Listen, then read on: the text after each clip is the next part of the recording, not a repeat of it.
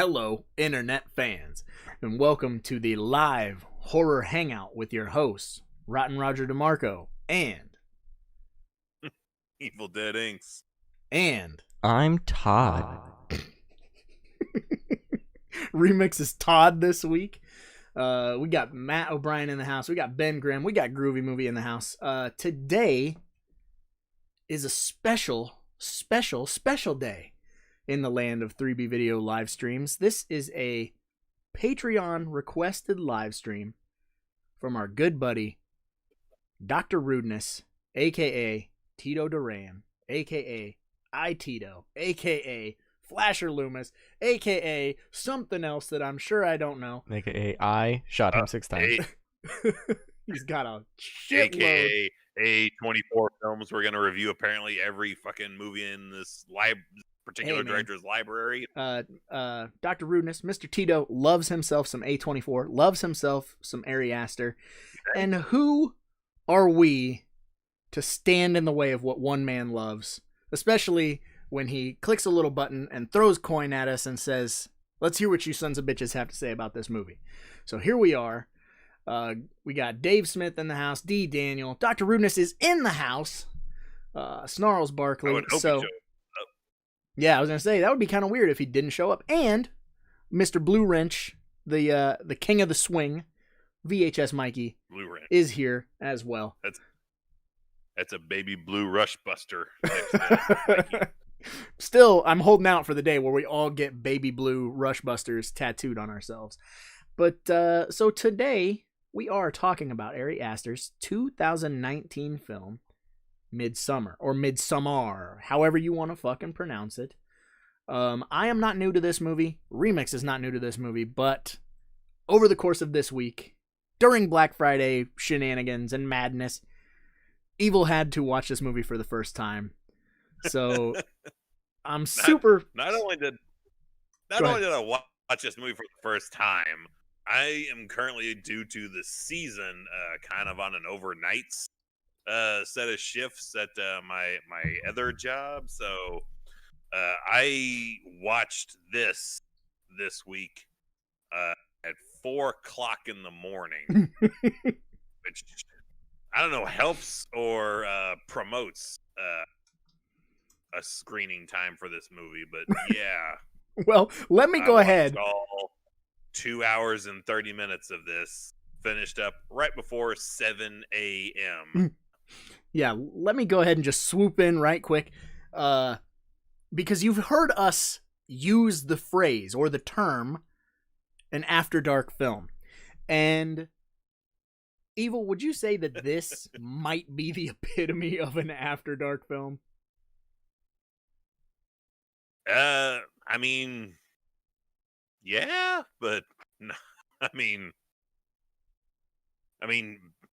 gosh, probably anytime you try putting this movie on the player, by the time you get to where shit's getting crazy, it is going to be after dark. So, there's a lot of wild shit in this movie, but definitely 4:00 in the morning is a decent time, I feel, to watch this movie. But you gotta worry about some of the loud scenes waking up small children. If you have small children, this movie, in my opinion, is best to be watched when they're away visiting their grandparents or something of that nature. This is kind of a movie you need the entire living room or the entire house to yourself. Not Serbian film like heavy, but heavy enough that you need some silence and some space. I noticed early on, because I was in the basement, had all the lights and stuff out, maybe a little bit of mood lighting set over in a corner. I noticed pretty quickly, it's like, oh, this is gonna be one of those low dialogue and then big boisterous score. So it's like, I'm just gonna put my headphones on and just sit and watch it. You watched this movie at 4 a.m. with headphones on? Yeah, because the TV is right underneath the vent that would go up to the bathroom, which is right between two bedrooms. So I didn't need to hear somebody coming down and like, "What are you watching? Are you watching The Shining again?" No, I'm not watching The Shining. Well, dude, I just want to. That's a feather in your cap. I just have to go ahead and just commend you immediately because, first of all, like this might be the most cinephile thing I've ever heard of you doing. Like, I got home from work, I watched Midsommar at 4 a.m. with headphones on. Like, that sounds like such a mess, but it's you, so it's like it's super fucking rad. It's not douchey at all. No, it's completely the opposite. It's like, well, it's the only day I was off work early enough in theory that I was going to be able to get it in and have, a couple of days to digest things.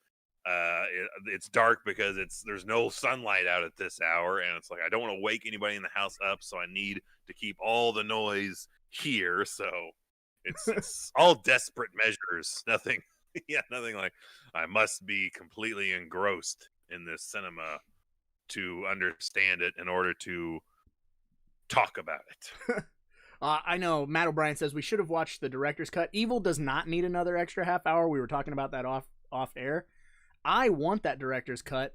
That was one of the things I want to bring up because I don't know where to get it. If someone wants to link it in the Discord, I will buy that like that. I want to see it so bad. But let's see. Dr. Rudeness said this is the brightest After Dark film. That's true because 99% of the scenes take place in the daylight. So there's not hiding much in the dark. I like what you're doing there. I see what you're doing. Yeah, that dark, I don't think hardly at all. Like, it's very, very, very bright.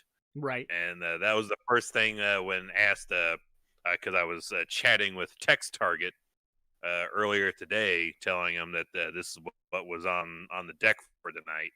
And he wanted a little bit of, information ahead of time of like what I thought because this is my first viewing. I said, well, it's very, very beautifully shot. I will say that. Mm-hmm.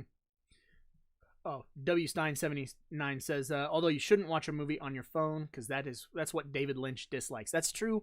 I'm not a big fan of watching movies on your phone, but Evil was watching it, I would assume, either on a 60-inch TV or a projector screen. Yeah, on that, I don't know if it's 60. It's probably under that, but it's a decent size. It's a decent TV. Yeah, TV in the basement. It probably would have been better if I got sharper image than if I used my projector, because my projector is good, but it's not that good.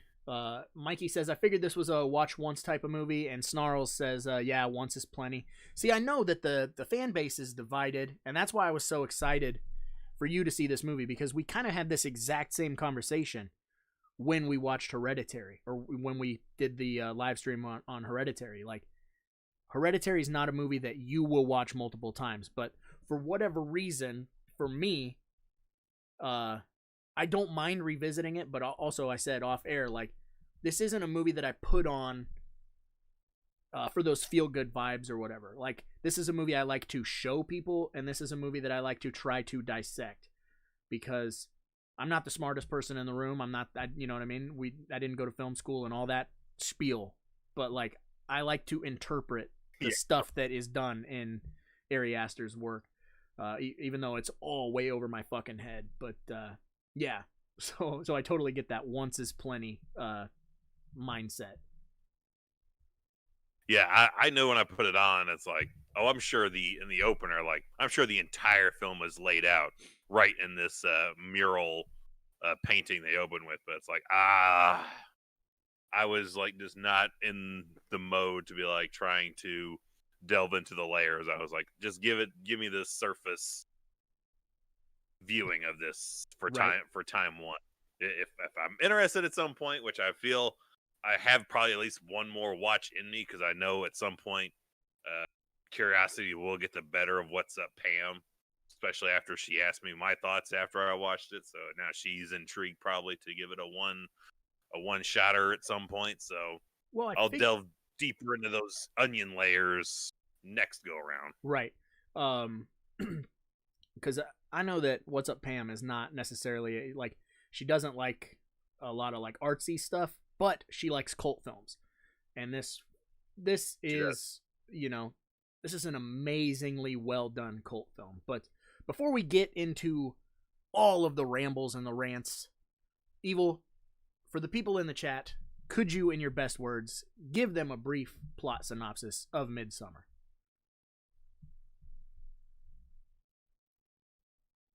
Yeah, you get a group of kids who don't know any better when they see the warning signs of like, hey, let's accompany this this kid that's doing some research papers on this commune, which is always code word for this is a fucking cult. You don't want to be messing around with this. And we're gonna get all into the whitest of white cults on Earth. And things are gonna get weird with some bizarre food, some bizarre drinks, a little bit of zombie dust, and of course you can't not have a cult if you're not going to have sacrifice. Right. There you go. And a bear suit. I did see that someone posted, this is what the remake of The Wicker Man should have been, which, yes, the Wicker Man remake with Nicolas Cage. There's a bear suit both. Right. Yeah, but the Nicolas Cage remake is a guilty pleasure of mine because it's so bad, but it is not awesome. But you just got hit with a $10 super chat from the Mandarin. Bad movie equals big money. So, all right, Evil, have yourself a shot. It does. Oh, still blood rage in it. It's all good. Didn't have time to get the shit set up. Take her down. What are you sipping on? Oh, we still got some Evan Williams, and I still got a little bit of Bermuda Black Rum. Nice. And some Canadian whiskey in the back. Canadian whiskey in the back. I got my Monsty Boy, which I know Mikey's sipping on a Monsty. I got Remix on a Monsty. Ben Grimm says it's a great movie. Looks great in 4K off on Prime. I am, if you just got in here, I am in that camp of this being a really, really good movie. I don't know, in my opinion, I don't know that I'd call it great. It has great aspects. But then again, that's just my opinion. This is a movie that I've watched 5-6 times since acquiring it. And it's a movie that I'll continue to watch over time. But like I was saying earlier, it's not like one of those 15 movies. hours of donated time. Yeah, that was the thing. You realize that? Like, my wife wanted to watch it. Because I was gonna watch it the other day, and my wife was at work, and she messaged me, "Hey, I'm getting ready to come home. Don't start it because I want to watch it again." And I was like, "All right." And time progressed, and then she messaged me, and she was like, "We're kind of hanging out with some people at work and kind of doing our thing, so it'll be like another hour." So by the time she got home, it was like 10:30, and she was like, "All right, let's watch Midsommar." And I'm like, "You realize it'll be like 1 a.m. Like, I like that movie, but I'm not all about like let's start it at 10 p.m. when I'm tired." No, it's a 8 to 9 p.m. latest start time.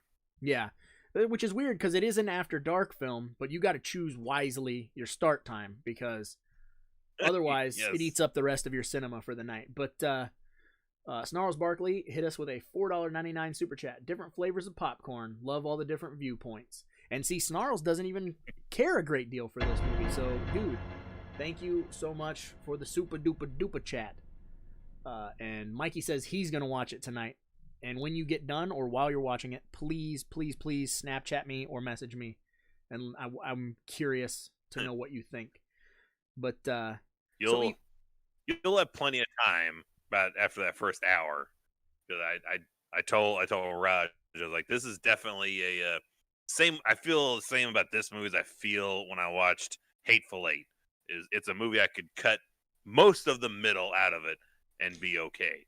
Oof. This movie, I can take the first probably 40-45 minutes, and then I can be kind of oblivious to a lot of the middle, and then I'll come back about the last 20, and then it's Wow. So I can take cutting out that middle and sandwiching those 2 bits, and I'd have a pretty fire hour and 20-minute movie. Whoa, dude! See, I could not do that to this movie, but I totally get it because you want it to pick up, you want it to go, and that's what you're saying. You're not into that drawn out aspect of Ari Aster's filmmaking. It can work. I definitely think I had the time working against me when I watched it.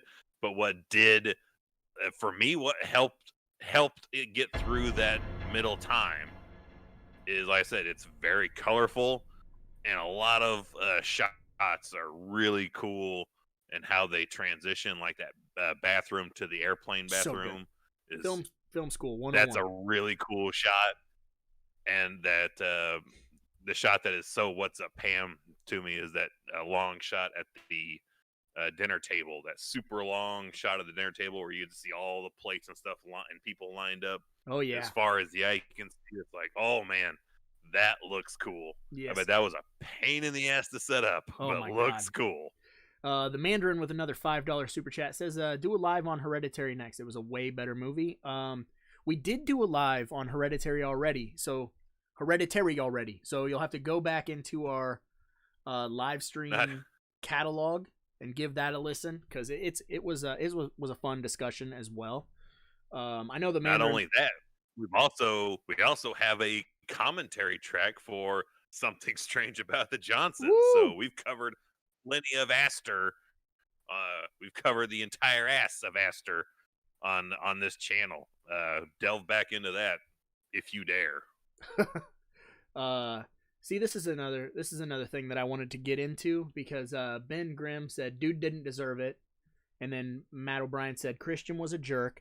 And off air, I've had many conversations with Remix about this movie, and is he a jerk? That was I was gonna say your general consensus was he's not that bad, right?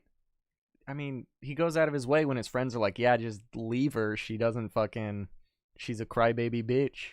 He's like, no, she's my girlfriend. I still care about her. See, I see a very shitty...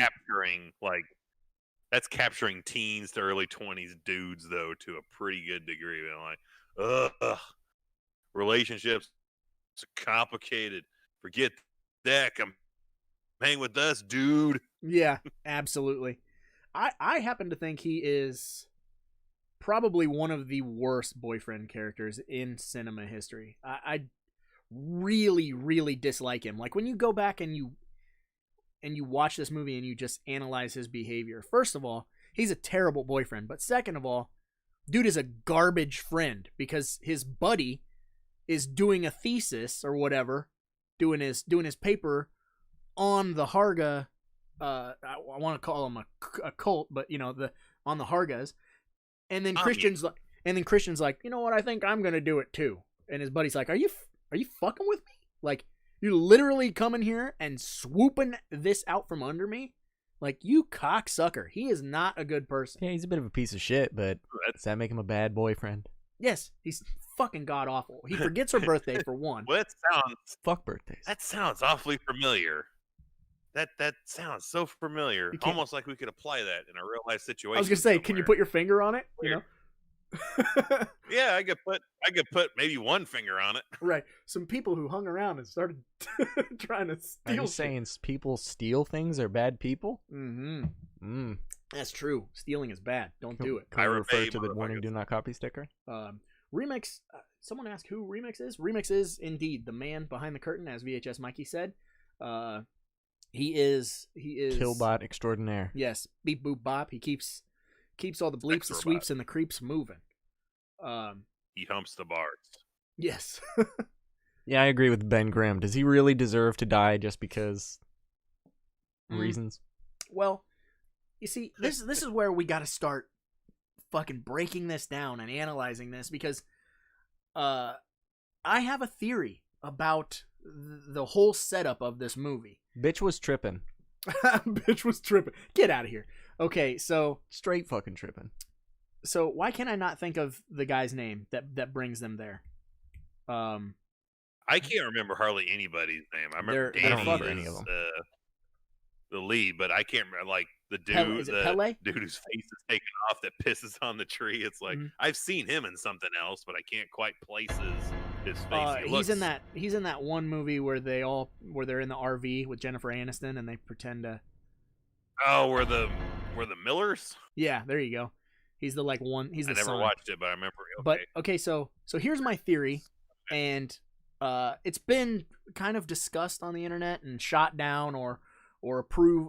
People are in approval of it or people hate it. But so Pele brings them there, which all of the people who left the Harga and went somewhere, they bring people with them because they're clearly bringing people to that festival where there's going to be sacrifices, where there's going to be a new May Queen crowned. So the people that they're bringing are all for the purpose of, impregnating their girls that are ready to bear child so that their community can grow. So my whole theory is that Pele knew that he wanted Danny to be there so that Pele is somehow responsible for the death of her sister and her parents. And I have nothing to stand on other than the fact that when the camera pans in to show the parents dead, there is a fucking crown of flowers, like a May Queen crown, on their nightstand.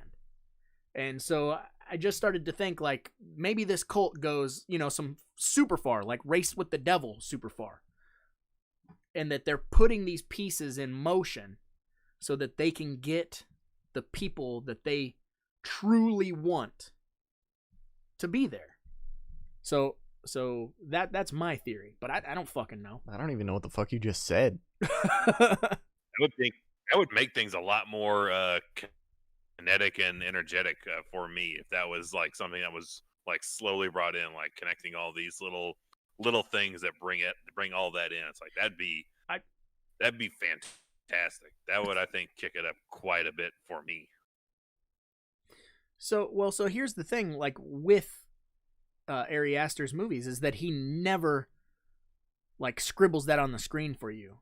It's always subtext. Like when you watch Hereditary, all the stuff with the cult, like, the symbols on the pole where the little girl gets her head knocked off and stuff. So it's like all of this stuff is like predetermined, but it's up to you to watch the movie one or more times and to start to peel those layers of that onion back. And that's what I think's so good about this movie, because every time I watch it, I see something else. I see something different with the way that the characters interact with each other, like or like where the room where they're staying, all of those murals. Like if you really, really look at those murals, like you said at the beginning, like if you looked hard enough at that mural, you're sure it would spell out the whole movie for you, and it does. And where they're sleeping, it spells out a whole bunch of crazy shit for you too, and it's good. Like, man, that type of there, but like, I'm just sitting there watching it, like, oh my god, I could not sleep in this room full of like 60 people and a crying baby. Right, that is hell. Like, oh, I'm gonna need like 2 days off once I get back from this road trip just to sleep. Which I love. That was probably my favorite line. Once they get done with that flight, and they're like, "Yeah, it's another 6-hour drive." Ah, right. I felt that right there. That's right here. That's where I felt that. Right, like, God, I just want to put my feet up and close my eyes. Yeah, Ari Aster he's a master, but his flavor is not for everyone. And 99% of the movies Evil and I watch, they're the popcorn stuff. So when we do venture into stuff like this, it's not uncommon for us to, like, we normally agree on everything, but it's not uncommon for these like more artistic movies for us to have a little bit of a divide, because it's like Fury Road. Yeah, I'm not a big fan of Fury Road. I just can't. I don't know what it is. I dig Fury Road, and I couldn't get into the other Mad Max movies. I kind of tried, but I was like, I just can't quite get into the Mad Max movies. But I was like, yeah, Fury Road's pretty fun, and I love that. Like explaining that premise to What's Up Pam. She's like, so what happens in this movie? I was like, well, these folks get into other vehicles, they drive this way, and they go, oh shit, and come back. Yeah, pretty much. a Fury Road live stream. Oh my God, don't make me do that. I don't want to do that. I would be fine with that. That should flip the script on Raj. Buy the live stream for next week and make him do that. Race with the Devil rules also. And Yes, Race with the Devil. Race with the Devil's so good. Hector Lopez says, "Hey yo." So, and I've seen people talk about this movie, and I feel like at the very core of this movie, which I think even Ari Aster said in an interview or maybe in one of the special features, but like at the core, this movie is a breakup movie. That's really all it is. It's these two people who are trying to figure out how to live without each other.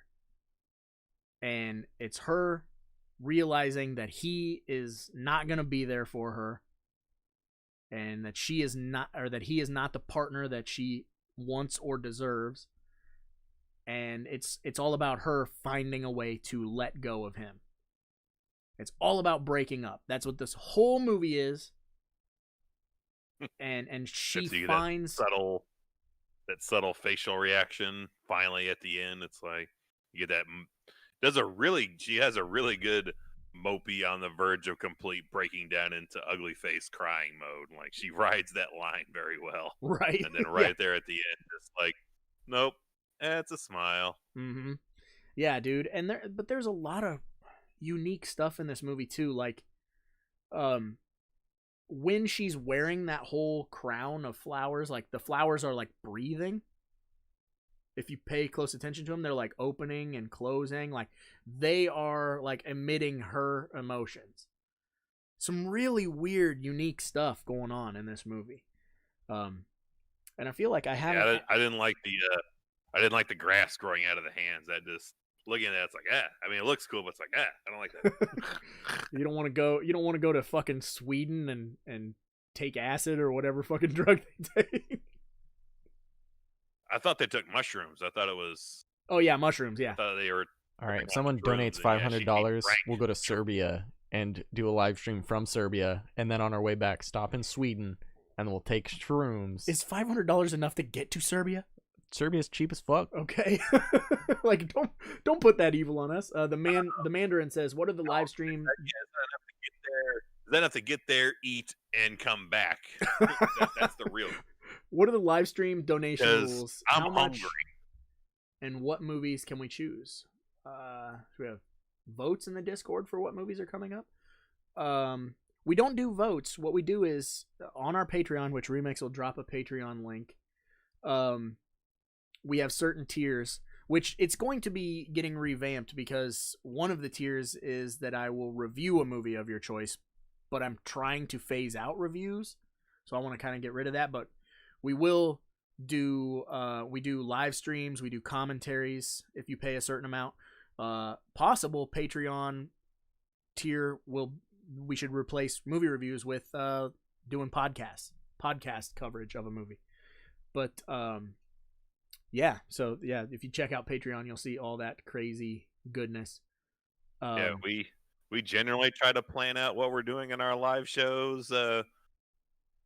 If not a week, sometimes like December, unless somebody puts the coin down to change our plans. We kind of have the next month kind of set up on what we're talking. But yeah, you can put down the coin for if you want us to do a live stream, if you want us to do a commentary, because we've done live commentaries for some flicks, all that stuff. All that's in that past like almost 600 plus videos of shenanigans that we've done over the years. Right. Who plays Paige in Fighting with My Family? Not the lead girl from this movie. Is that true? Holy shit. It's possible. Wow, I did not recognize that. Did not realize that if that's true, because I watch Fighting with the Family all the time because my kids love it. Don't want to get Evil started on that because it's not historically accurate, and he gets very angry. It is. They're implying that Vince Vaughn is Mick Foley in that movie, and I'm like, no. Why are there 2 pages listed on the IMDb? Florence Pugh, the lady from this movie, is Saria Paige Bevis, but then there's a page credited as Paige, but also as Saria Jade Bevis. Hmm. I don't like this. I'm Because confused. This casting is Paige dumb. is not her real. Paige is not her real name. In kayfabe or in kayfabe movie. Right. Holy shit. Swarm Lord's in the house. Been a long time since I've Jesus seen me Christ. some Swarm Lord. Yeah. So I didn't get to really pick Remix's brain yet. So Remix, I was gonna kinda ask you about your experience with this movie, because you've only seen it once, right? So Yeah, and I was on the verge of fucking passing out the entire time. I feel like I only watch Ari Aster movies on the verge of falling into a deep, deep slumber. because I always make them watch You're them not after sure the live what's real streams. and what's not. It's always like midnight, and I'm like, hey, you know what we should do? Watch Midsommar. Let's watch a definite movie that's definitely not going to have a good ending to it. Like there is no happy endings with an Aster film No. anywhere. No, this is a very, very heavy movie, man, and I really, really like the way that things play out in this movie. I like how it's all the people in the community are kind of like set by seasons, like their ages are set by seasons, and so like, once you hit a certain age, which I believe is 72. I want to say 72. 72. That might be right. 72, yeah. And that's when I think 72. I was going to say 72. Right. 62. No. Waterboy reference.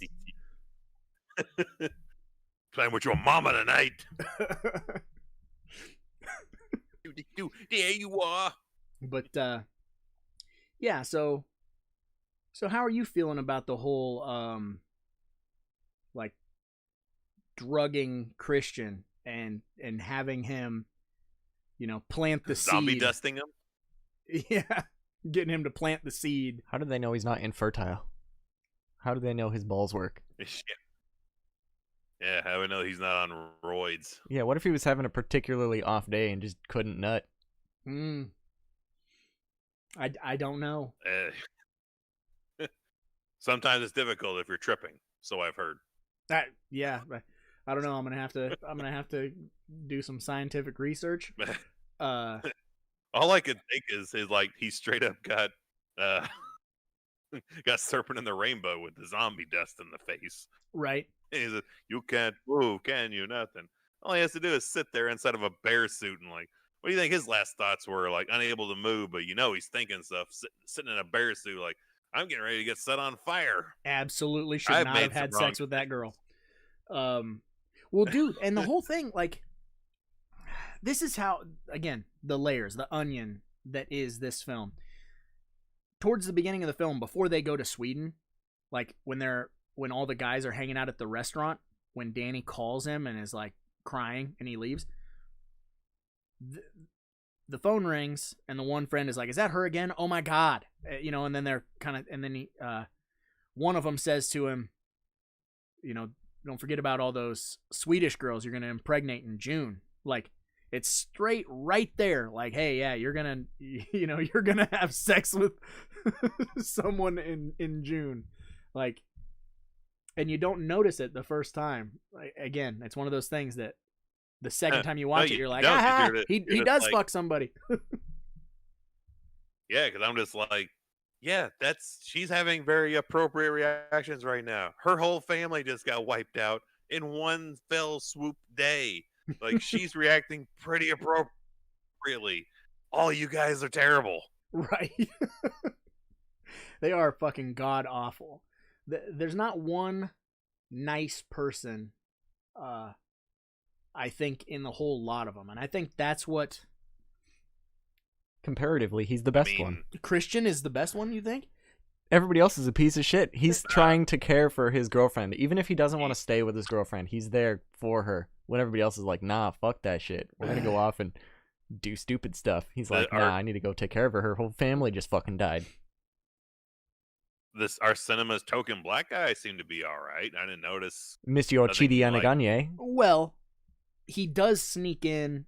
He's told, you are not to take a photo of this. You cannot.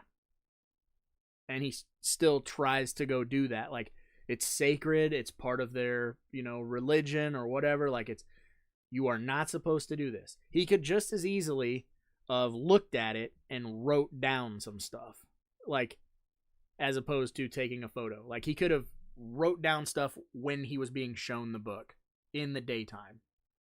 But I think it's all for naught anyway. Like, I think regardless of their actions while they were there, they were going to be sacrificed. They were going to be murdered. Like, I think right from the jump, the Hargas, like, they were like, had malicious intent the entire time. Everybody agrees that you're gonna watch Shrek is Love, Shrek is Life right now on stream.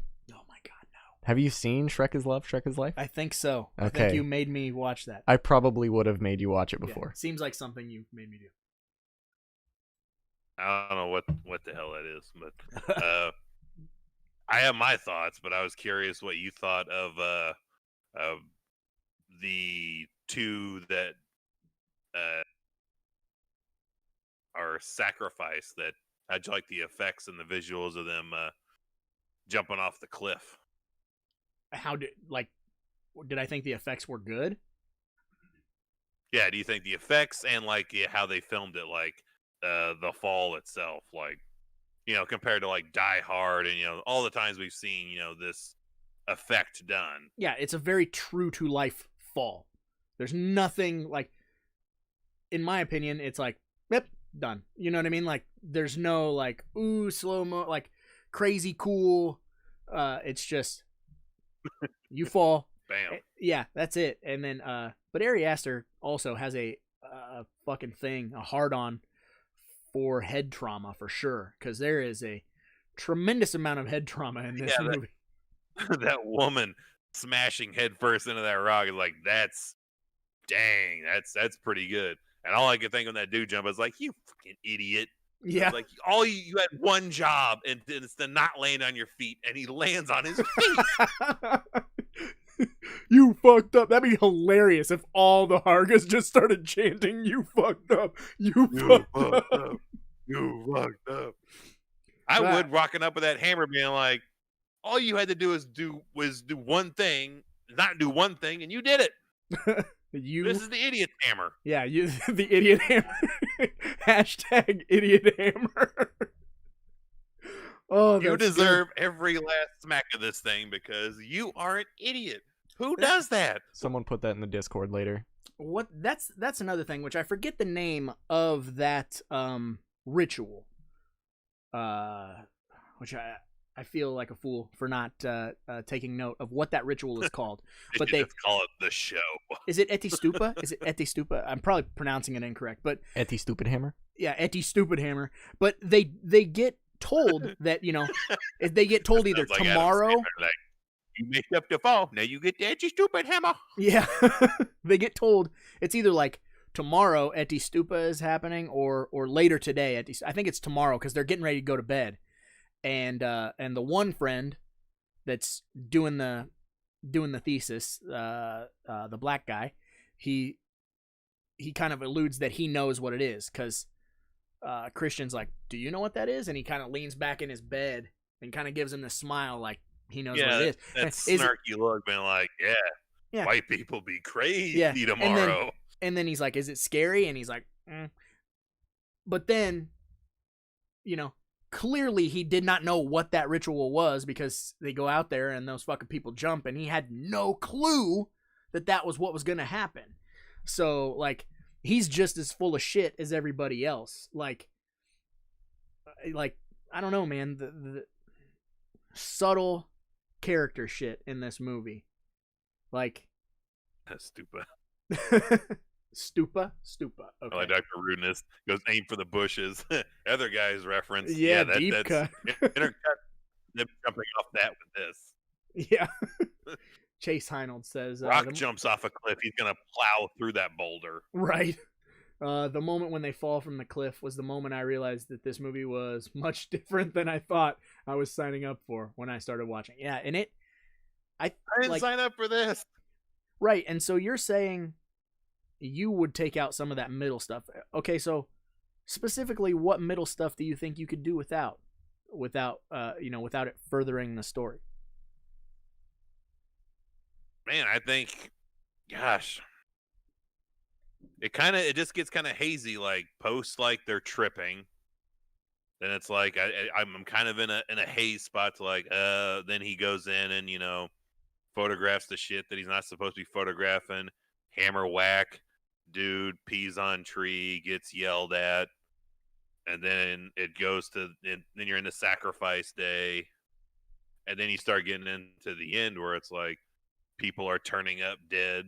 Dude gets zombie dusted and thrown into that shed with the dude that's got his whole back split open that looks like it's still breathing or something. Mm-hmm. All that weird stuff, and then you get the nudity of nudity scenes, which that's the other thing I noticed Aster brought over from Hereditary. He likes a lot of naked people hanging around. A lot of naked dudes too, which back in the day we used to say all the time. Hashtag more penis and horror. More penis and horror, and Ari Aster is delivering. But yeah, full-fledged, just running at full speed, naked guy.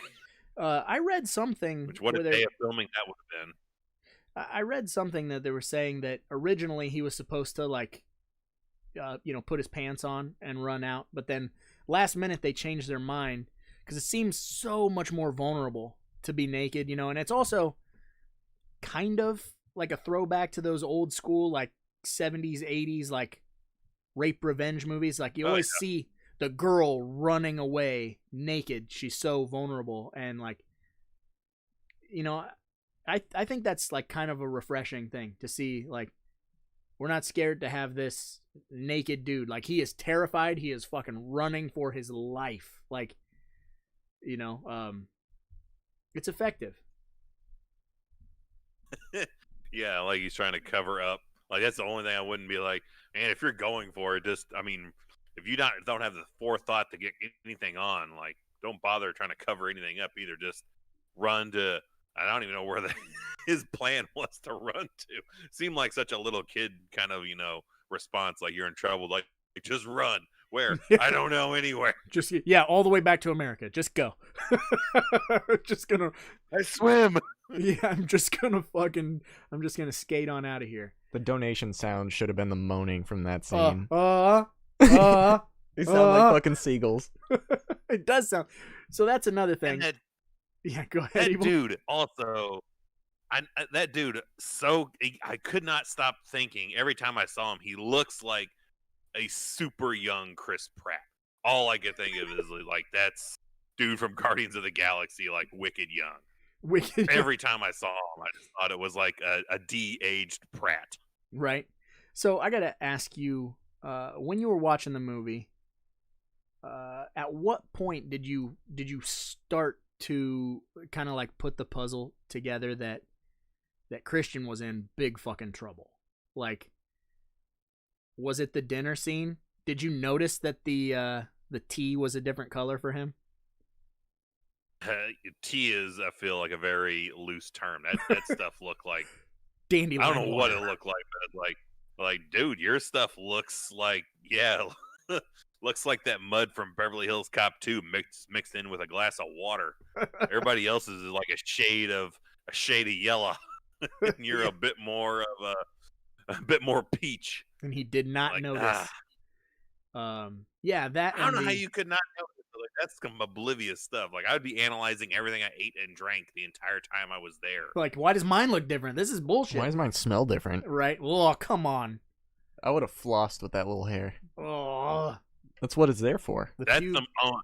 I totally got some Shinrikyo vibes when the pubes coming into the appetite started happening. I was like, oh, that's some Shinrikyo cult stuff where he was fucking Temple of Doom. His tea with his hair.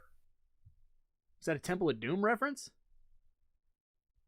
No, that's a real cult leader that was covered in the last podcast on the left. Shinrikyo. And that's all I can remember is like he was a dude who would say he could levitate by, like jumping in the air, but did a lot of like brewing tea with hair, pubic hair, regular hair. having all of his cult members drink this tea that was brewed with his hair. You can have a meat pie, an anagram of meat is team. I'm not sure what he gets. The meat pie with the pubes in there. I don't want to derail us super far, but Hector says, which WWE diva would you fuck if you had a chance? And that's an easy no-brainer question for me. I don't know about Evil, but Sunny. So. Oh, you mean the one on the wall over here? Yeah. Sunny. Did I join her OnlyFans over the summer for a month? Well, yes, I might have. Yes. I joined late, so you might have already covered it, but on the first watch, was there ever a moment where you thought that none of this was actually happening and that Danny was imagining it all? I don't know that I ever had that vibe. Ooh, that's some phantasm shit right there. That's what I thought after the movie was over. Like, with her reaction to it, I was like, did that ever actually happen? That thought only ever happened at the very end of the movie. That's interesting. I don't know. Yeah, 90s Sunny, though. Still to this day, right now, she could just come over. Yeah. Conjugal visits. She's in jail. I can have rose-colored glasses for that, yeah. Yeah, all day, every day. Ben says, Miss Elizabeth. Elizabeth. So speaking of other like red flags in this movie, before they go to Sweden and Danny is like sleeping in her bed and she's like super sad, and then Christian goes in and checks on her. Above her bed there's a painting of a dude in a bear suit and a fucking girl wearing a crown. So like it's fucking right there. It's like some famous painting. I don't know what the fuck it is, but yeah. Red flags, lots of red flags. She's a huge fan of Nicolas Cage's Wicker Man. Well, and there's also some Wizard of Oz scarecrow stuff in Christian's apartment, and he kind of gets turned into a scarecrow, kind of. I mean, it's close, but yeah, there's a bunch of weird shit in this. That's movie. Some weird artsy stuff there. Yeah, they're putting those corpses into that flammable hut. The one with the branches sticking out of the mouth and arms, sockets and stuff. I was like, yeah, that's unnerving to look at. Yeah, dude, there's some really wild shit in this movie. Like, the two that are from the community that agree to be sacrificed, and they drink that stuff, and the other member says, feel no fear and feel no pain to both of them. And then when they're both about to get burned, they look scared, like they're fucking freaking out, and then they light on fire and realize how much it fucking hurts and sucks. Like, so... Is it too late to pull out of this? The ads all feature the inbred person, but it's hardly in the movie. Yeah, and that's another weird thing about this movie. I don't even remember that. That's the person that writes the... I thought I kept missing stuff. I'm like, what the hell is this? I remember that they wrote the book, but I was like, I don't even remember seeing them. The Mongoloid write their book of all their, I guess, commandments or whatever. I also never saw any ads for this movie. They all, like, it was on the cover of Fangoria magazine. That Mongoloid was on the cover of Fango when it was advertising this movie. But that is a weird thing. Speaking of bitches be tripping, you're gonna talk about that face in the woods? Yeah, that like, so Evil, did you look up anything about any of the weird like subliminal or hidden messages in this movie? I did not. I'm gonna have Remix pull up a picture. Here, this is towards the end of the movie and you'll be able to see it on your screen. When she is crowned the May Queen and they're carrying her on that like platform. If you look to the left of the frame, Remix is making it bigger, you can see what looks to be like Danny's sister in the trees with the exhaust pipe in her mouth, and it runs all the way down. which is fucking. Kinda. It's amazing, and there's a bunch of stuff like that in the movie, but unfortunately, this is about the only image that I could find.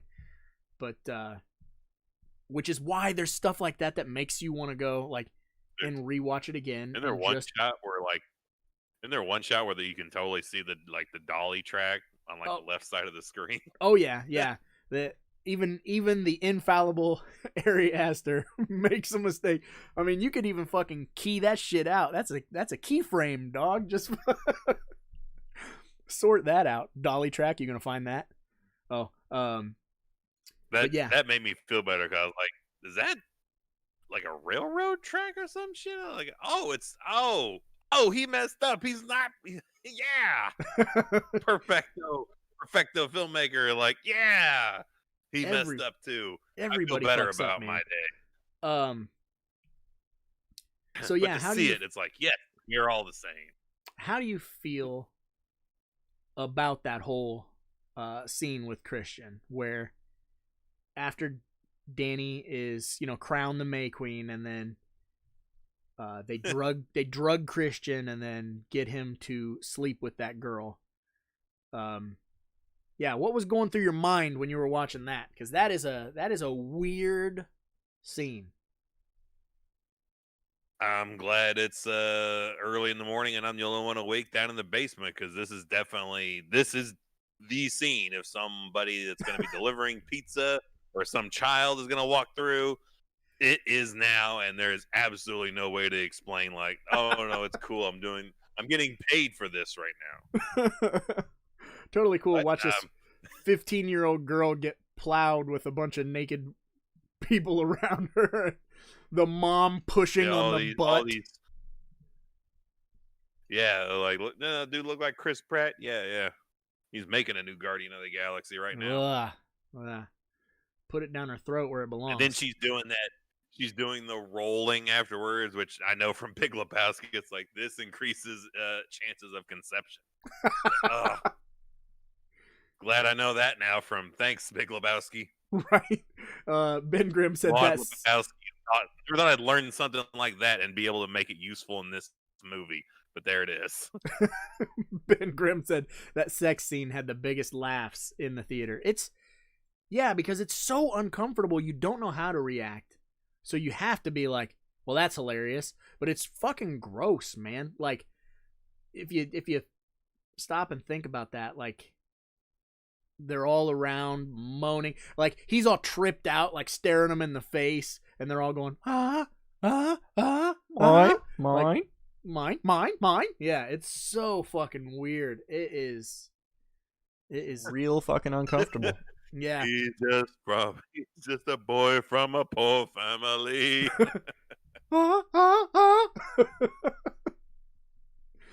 But in my opinion, let me go, Beelzebub. we already covered it, but in my opinion, Christian is a piece of shit, and so like that. I really wasn't sure what you were saying there for a second, but now I get it. Okay, we're good. Christian is a piece of shit. I got it. He's terrible, and so I am totally on board with her being like, yeah, burn that motherfucker. Like, so first of all, that girl is supposed to be like 15. I can see the look in his face when he's in that suit. It's like, man, I fucked so much shit up. I really made it. I deserve this. This fire is just gonna fucking burn my face off. And there it is, burning on his face, and he's just like, yeah, that's happening right now. He plays it way cooler than the other two guys who voluntarily are in there. Yeah, well, I think that's because they drugged him, right? So he can't. They drugged him so he can't move, and but yeah, he totally. He's that wheelchair. It's like looks like drooling in that wheelchair. Totally wheel him into the bear. And then I saw some other stuff online about the couple that sacrifices themselves, that jumps off of the rock. And one theory is that the woman who sacrificed herself, people say she looks a lot like an older version of Danny. And that so when she sacrificed herself, that the Harga made room for a new member. And so now Danny is kind of filling in that woman's role. Because she's obviously being groomed right off the bat, like, here, come in and help us make food. Like, this is our schedule. This is how we do things. And so, in my opinion, after the credits roll, she stays there. She never goes back to America. That's just her new life. Oh, yeah. I definitely don't get the vibe that she's going to be, like, taking the car back and, like, how was your summer? Pretty wild. Yeah. Let me tell you about Sweden. That was awesome. Oh shit. Cyber Skull Media in the house with a $5 super chat. Thank you. I appreciate that. We will put that to good use, I promise. Ben Grimm says the crime doesn't match the punishment. So you think him getting paralyzed and burnt alive is not good enough for a, I mean, it's a bit excessive, it's kind is what of he's saying. For a lot of things. Like, being a dick to your girlfriend does not warrant you being set ablaze while you're immobilized. Christian is unlikable. You have no idea how true that statement is. That's what I just realized earlier when you said that earlier. I was like, oh, I get it. He's so bad. He's the worst. And he steals from people. So he had to get it. But crime does not fish the punishment. Sure, for that. So yeah. What do we do? Do we split? Sorry, what, Evil? We could totally get on board with that then, I guess. Yeah, I don't know about putting him in a bear suit. Maybe we could hollow out like a bunch of... Well, they've been killing a lot of minks lately. Maybe we could just cover him in mink fur and wrap him up in that. Or do that man of the house shit where we wrap him up in deer hide that's wet. So when it dries, it squeezes him like a tube of toothpaste. Ben Grimm says, too harsh. What exactly did he do to be burned alive? I just think he's not a nice fella. Treats her bad. I don't think that he's emotionally available for her.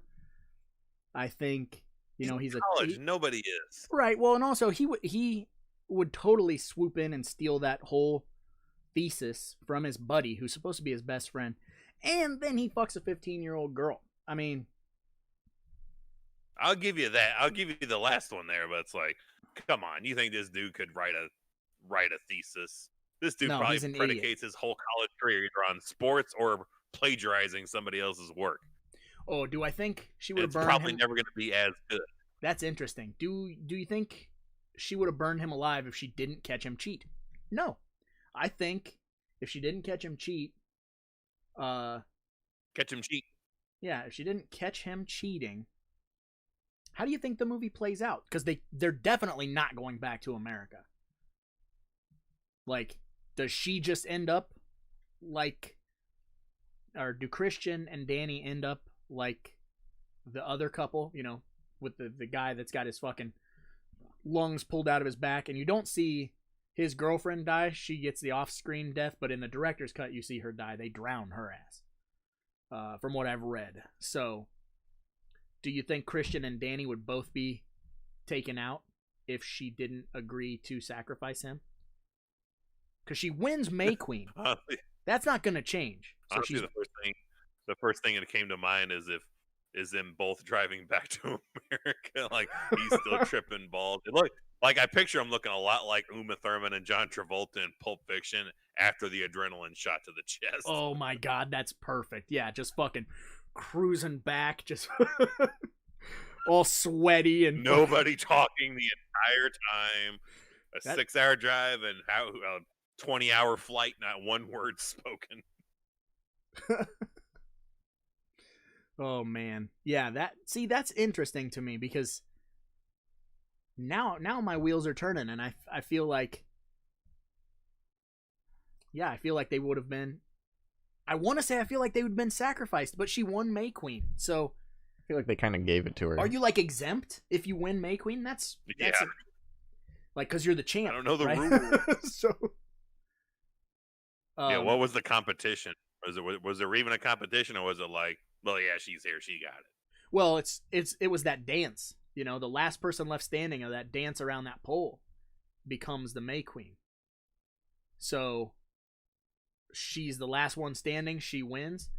I don't know how she could be though. She's cityfied and not built for the terrain. Like I feel like a local that's in the area and barefoot and shit would be able to dance probably for days. So that's a hard sell that it's like, oh, this city girl out danced all of us. Right. Yeah, they gave it to her. I think Oh, so I think it might have been a work. They did that they on were purpose. keeping that kayfabe alive. Oh, yeah. Nice. Okay. That's interesting Yes. too, that they threw the fucking competition. So now, dude, that never even crossed my mind that they threw that competition. I thought the whole point was for the dude to go to America and get breeding stock and then someone who can become the next May Queen to True. like. So I feel like they did that on purpose. But there were other Americans still in that circle. Not all of the Americans had been sacrificed by that point. I don't believe. Did they not? Maybe Ben Grimm or someone else knows, but were there more Americans left alive by the time that dance was happening? Because when you watch them all first arrive and they're sitting there having that like welcome speech given to them, it seems like there's way more American couples there, like a handful of them. But also, speaking of that, I think that it was really smart to keep like 99% of the Swedish dialogue not subtitled. You can't even turn on subtitles and read it, like, because then you feel like the tourists that have no fucking idea what's being said around you. If I spoke that language, that would be amazing, because then I'd be like, aha, fucking this whole movie. See, that's in where I have the advantage over you, because we have a connection to a Swedish person, so we can actually, if we wanted to, we can get stuff deciphered and sent back to us. So we can facilitate that need for you if you need it.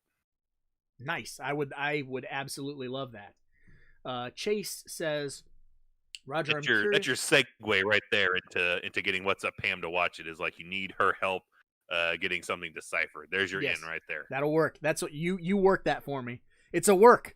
I'll work it. It'll work. Chase says, Roger, I'm curious, what are your feelings towards this film in relation to The Wicker Man? What are your thoughts regard to the two films? Just want to hear you riff about the two for about a minute. I hate the original Wicker Man. Hands down, I hate that movie. I tried when I was younger, and I'm not a big fan of it. The fucking musical aspect of it, it's not a great movie. And I don't like the fucking remake either. So I'm not, so in my opinion, Midsommar is a much superior film. Like I said, it's a tough sell. It's hard to be in the mood to watch Midsommar, but I'll tell you this, I am never, ever in the mood to watch The Wicker Man. Like, it never crosses my mind where I'm like, you know what sounds fucking rad? The Wicker Man. You know, okay, this is weird. They weren't speaking Swedish in the movie. What are they speaking? Gibberish. Are they just speaking gibberish? Yeah, it's not actually Swedish. Oh, well, there you go. Well, shit. It's like Joel David Moore in Chillerama. Right. Viva la Nazi. Aw, sad day. We got a thumbs down. I'll give you 6 That thumbs is down. by far the best gibberish speak ever been put the film. If you've not seen Chillerama, yes, try to go see The Diary of Anne Frankenstein and watch Joel David Moore just completely just annihilate German language and dialect by just making shit up and trying to sound German. Ben Grimm says the director's cut shows more of Pele wanting to get with her from the get-go. Yeah, see, I mean, it's super implied, the whole time. Every interaction they have, he is the sweetest one to her. So it's, to me, he's so warm to her that I feel like he's that driving force of like, yeah, you know, you want to come to Sweden. It will be a good time. You know, he gives her a birthday present. He gives her a kiss on the cheek or on the lips, maybe. I can't remember where he kisses her, but so there's a lot of things like that that just make me go, well, if we're going with the theory that these Harga are bringing in people that could possibly be the May Queen or bringing in sacrifices, that they clearly have to go to some sort of extreme measure to ensure that that happens.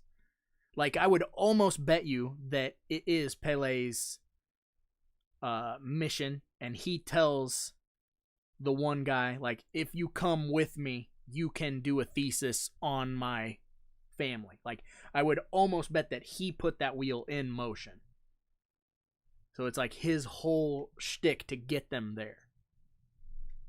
But I could be wrong, because, you know, I could just be fucking reading way too much into a movie that's 2.5 hours long. But that'll happen. Like, I'm just gonna start digging a little deeper. Yeah, you gotta try and dig deep. And in a little deeper. That's a Freddy vs. Jason reference. Deep cut. Ben Grimm says the bees scene isn't even in the regular version of the Wicker Man.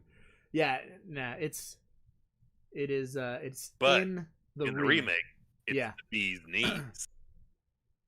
Right, and they bring the outsiders to further the families without inbreeding. That's true, yeah. So they're there for breeding, but they are also there to compete for May Queen. So why they gotta make such a big deal about it, though?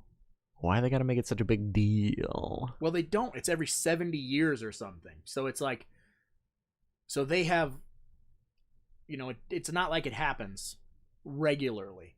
This big festival is a once every 70 years, because that's what they're doing, right? All the other stuff, like the jumping off the rock and committing suicide, obviously that is going to happen when people reach that life cycle. They have to die. They are not allowed to be there past that age. But crowning a May Queen is every year, or is that every 72 years as well? See, there's a lot of questions I have about it. What's the significance of keeping Dani? Is she gonna start pumping out babies too? She could. Is that the point? Perhaps. Why not just get more Americans? Because then they'll change their way of life. Yeah, Swedish people are better anyway. Fuck them. Fuck the Americans. Yeah, I don't want to bring too much of us over. We start trying to think we could do this better and take over. Right. Yeah. Because that's what they do, man. But we did hit. That's what we do. We are a little bit past 9 o'clock, so I figure we'll run our commercials. We'll come back and we'll dip into these Amazon 1-star reviews, and then we'll give our final thoughts and all of that. Oh, stuff. Lordy. So we'll be right back. Make Get a sure you shovel. give this a thumbs up. Don't be like whoever gave it a thumbs down. Don't be that guy. Be one of these guys. We'll be right back, guys. On Todd.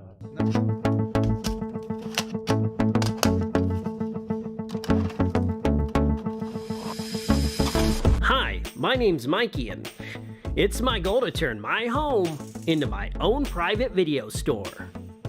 When I started this channel, I only had a handful of tapes. And now I can swim through them like I'm a VHS Scrooge McDuck.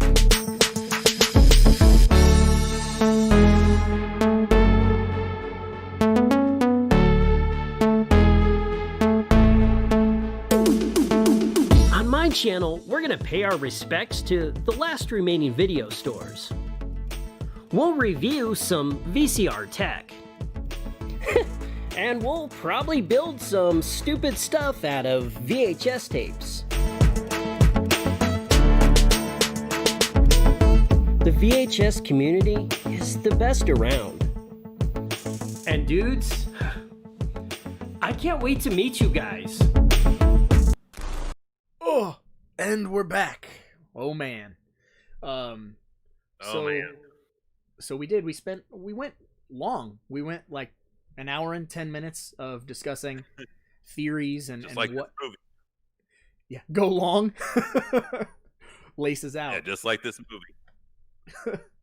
So, Evil, would you enlighten everybody out there in the YouTube land how we like to start off this second hour, and we'll get this ball rolling. This second hour, we well, first of all, thanks to all who are joining on this Black Friday. Hopefully, most of you are staying home, ditching out on the family for the year, and staying safe.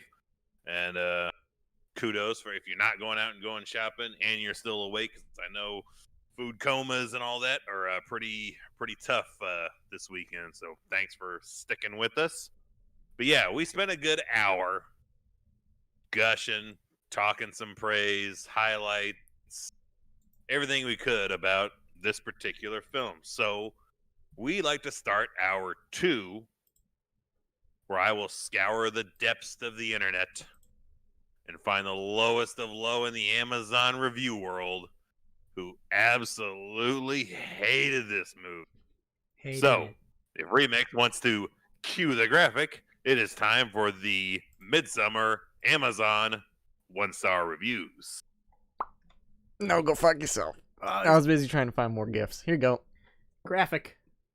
Christopher Harris. Let's see. Yep. Next, Christopher Harris says, next Monday is my birthday on November 30th.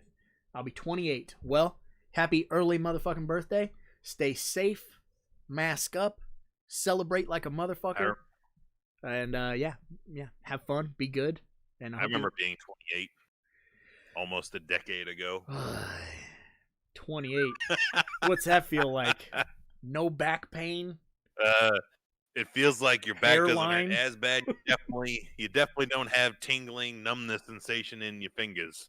Yeah. But all that aside, let's jump in because I've got plenty of 1-stars for Midsommar. There was absolutely no shortage of people who had a problem with this film.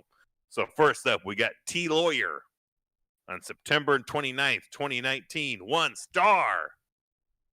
Boring and stupid. I would give this movie 0 stars if possible. Probably the slowest and dumbest movie we've ever watched. Do not waste your time. I wouldn't even waste your time if it was free. The worst $16 I've ever spent. Watching paint dry would be more entertaining. Wow. Okay. There's a lot of that. There's a lot of people that were pissed about either the portrayal of Swedes or they like to put in how much they paid for this and are angry that they paid an actual dollar price. It is on Amazon Prime right now for free. If you pay for Amazon Prime. Normal and 4K. Yeah, so. Jeez. Okay, man. Maybe you'll get something better in the next one. Next up, we got Uncle Casey. On October 13th, 2019, 1 star. He says, horribly pretentious and just plain awful. Awful. I suppose there are some spoilers ahead, but actually they're more like warning. Telling you to run screaming from your living room when your stomach starts to cramp up from laughing so much. Okay. Wow. That just makes me picture like what is that, Cape Fear? Like he's just in a theater or in his living room smoking a cigar, just laughing for 2 hours. It's just Sideshow Bob. It's fuck Cape Fear. It's the Sideshow Bob Cape Fear reference. Yeah. Oh, really? That's unnecessary. Oh man! For God's sake, smile. You know, we have some, before you get on to your other 1-star reviews, I do want to say, you know, we have some very close friends that are also podcasters and a big help to the horror community, at least in our local area. And both of them are kind of in that boat where they just don't like this movie. And it's funny because sometimes when they say that they don't like the movie, the internet loves to just, well, you're an idiot then. You just didn't get it. And that's not the case, you know? I mean, Evil and I talked about it earlier. Like, sometimes that's just not the flavor of popcorn you're looking for at that moment. Especially if you have a preconceived notion of what you think the movie's going to be and then it is completely different. It can fuck with your taste buds a little bit. That's all I'm saying. So, don't be a shithead. Don't shit on people who don't fucking like what you like. Be nice, goddammit. That's all I'm saying. Or as we learned, we could just start. We'll cite our source, but totally just steal it as Sean Clark said, to shut up and eat your popcorn. Yes, shut up and eat your popcorn. I fucking love that. But I do think this movie probably has the record for the amount of 1 stars that were available. Like, it took, my eyes were getting tired of scrolling through 1 stars. Were there a lot of theses about why it wasn't good? Or are they shortened to the point? There were so many people that had a short story level of writing typed into their review, and I just passed by all of those. I'm like, I need shorter, sweeter, sillier, to the point, please. Once upon a time, like Robert I did not like this movie. Robert Mazur on September 25th, 2019 says 1 star. This movie smells so bad I can't watch it again. Okay. Bad acting by a bunch of unknowns. Silly premise. Who is this nuts? Who is this Boring nuts? most of the time. Who is this nuts? Oh. Who is this nuts? I skipped through this crap most of the movie. This is my opinion. Watch this movie. You can use it to put you to sleep. You can't, because it's so loud. There's so much screaming in this movie. You're not going to fall asleep. That makes no sense. This movie smells, and who's these nuts? Dude, say this movie Who's smells this nuts? like Onyx the Fortuitous, please. This movie smells. Who this nuts? Onyx the Fortuitous for life. All right. And I like this using, and this is from Andy I Am on Okay. October 5th, 2019. 1 star. Unnecessary gore, sexually explicit, shallow, stupid, vulgar waste. Someone find the writers, producers, actors, and everyone else involved. Lock them up and throw away the key. They are broken, damaged people. Jesus Christ. Okay. Wow. These are damaged people. Next up, we have this is from Amazon customer, so we'll just name this person Mr. McGee. Okay. Mr. McGee on October 8th, 2019 says 1 star. Why does this exist? No way. I skipped through most of this trash by getting some food and coming back every now and then, but should not have even spent $5 to view it. Don't waste your time, your money, or your sanity watching this garbage. Garbaggio. I'm wondering, that's 2.5 hours. I gotta go get a drink. I'm gonna go get a sandwich. I forgot cheese for that sandwich. I think I'll have chips now. A couple cookies. I'm gonna go to the gas station. This movie's still on. Dude, it is a day eater. That's what it is. If you were to watch Hereditary and this back to back, it'd be like going to work for 8 hours. Agreed. And I got one of these. There were several of these. This is from Lillian Illinger on January 15, 2020. 1 star. This is fake Swedish. Okay. Anyone who thinks this is remotely associated with anything Swedish most likely thinks New Mexico is not part of the USA. Thinks Velveeta cheese is real cheese. And that the Easter Bunny is real. What utter crap, Amazon. Once again, you fail me. I bet all of you in your office run around with breastplates and swords, like real Amazons. Lillian cannot use the internet. That's an Eddie Murphy reference. Deep cut. I went way back. Anyone that decides to use Velveeta cheese in their review of a feature film is definitely got a thumbs up in my book. Yeah, dude.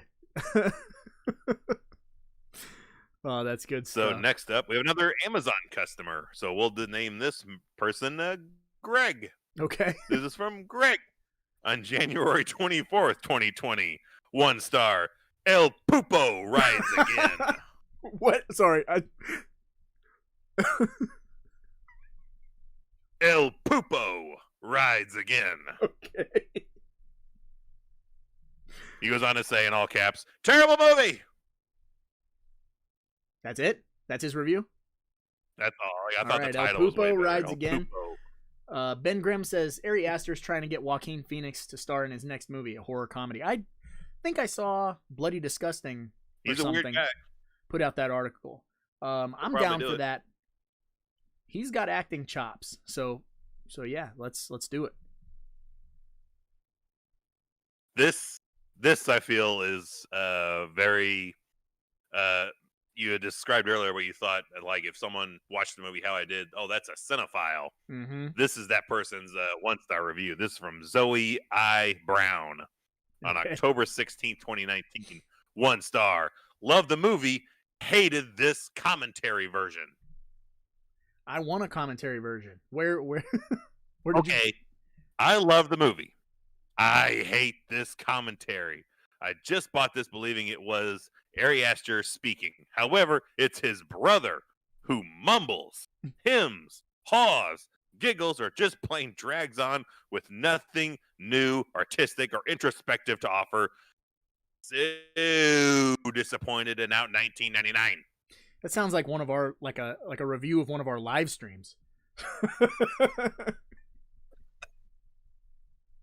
But it's not us reviewing it. We we hire a sibling Right. to just be there.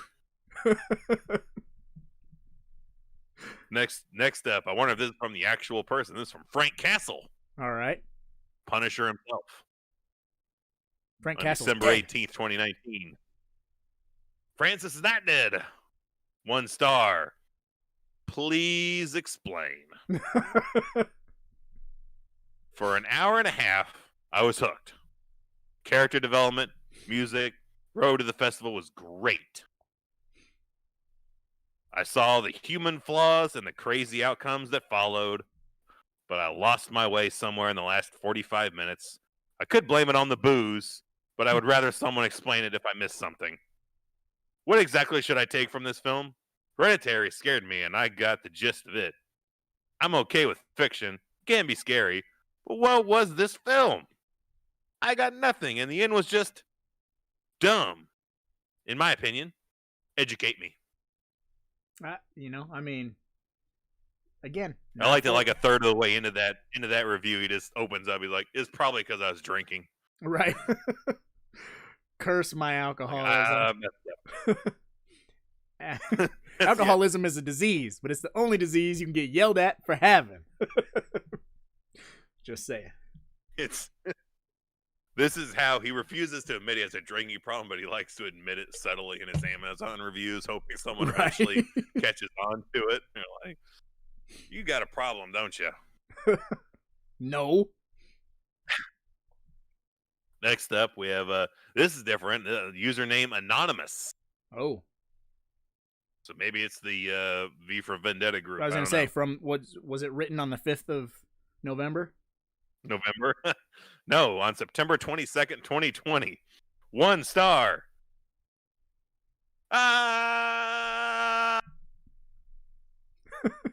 That's it. Anonymous goes on to say, sadistic cult-like community likes to euthanize seniors. Get their brains smashed. Retarded millennials watch first, then puke, cry, and finally, I'm totally shocked. Of course, but I'm going to stay and finish my thesis here. The way they talk, so self-absorbed, so stupid, is just annoying, but it goes with their line of thinking. Yeah. If I If I were they, I'd collect my things and look for means of transport, and I'd be gone in 1 hour on a horse, on a donkey, on foot. Yeah, we're driving this baby back to town in reverse. I know I said I want El Pupo as what's written on the DVD, but instead I'd rather have sadistic cult-like community likes to euthanize seniors. Yes, glorious. That kind of sums it up. Yeah, like, man, I wish I would have like redone my whole explaining the plot line and just use that, because that's perfect. A game of Ring Around the Rosie leads to leads to a breakup. That's about there you go. Oh man. But next up we got Mark S. on January 10th, 2020. 1 star, garbage. So basically, make dumb crap up, mix a bunch of culty stuff, toss in some bad acting, then hire some blonde people. This film is dull and possesses downright silly dialogue at times. Movie isn't even worth an attempt at watching. False. But all right. I mean, give it a go. Boring, hire some blonde. Demonic and has lame humor. This is very intricate. This is from Manuel Nunez on November 29th, 2019. 1 star, irrelevant. Garbage. Wrapped around a nice-looking trash bag. Woo! Okay. That's, you know what? That's pretty clever. I kind of like that because I did as well. Yeah, that's kind of like the main criticism, I believe, that a lot of people, you know, it's a lot of style, not a lot of substance. But I think that there's a lot of substance and style, but some of that substance gets lost because it's not a traditional movie. It's not a movie that Freddy vs. Jason's you with exposition. It just assumes that you're smart enough to like, and again, I don't want to be like that guy who's like, you just didn't get it because you're not smart. Like the movie assumes that you will start to decipher this stuff. It's not that you're not smart enough to, it's just that it takes it upon itself to just assume that you might. I don't know what I'm trying to say there. All right, I like this. This is from Gabe's Daddy. All right. On January 10th, 2020. Gabe's daddy's been on a journey, I feel, because I feel he's been looking for this movie for a very long time. But I'll give you title and description. He says, finally, something worse than Mystic Pizza. Okay.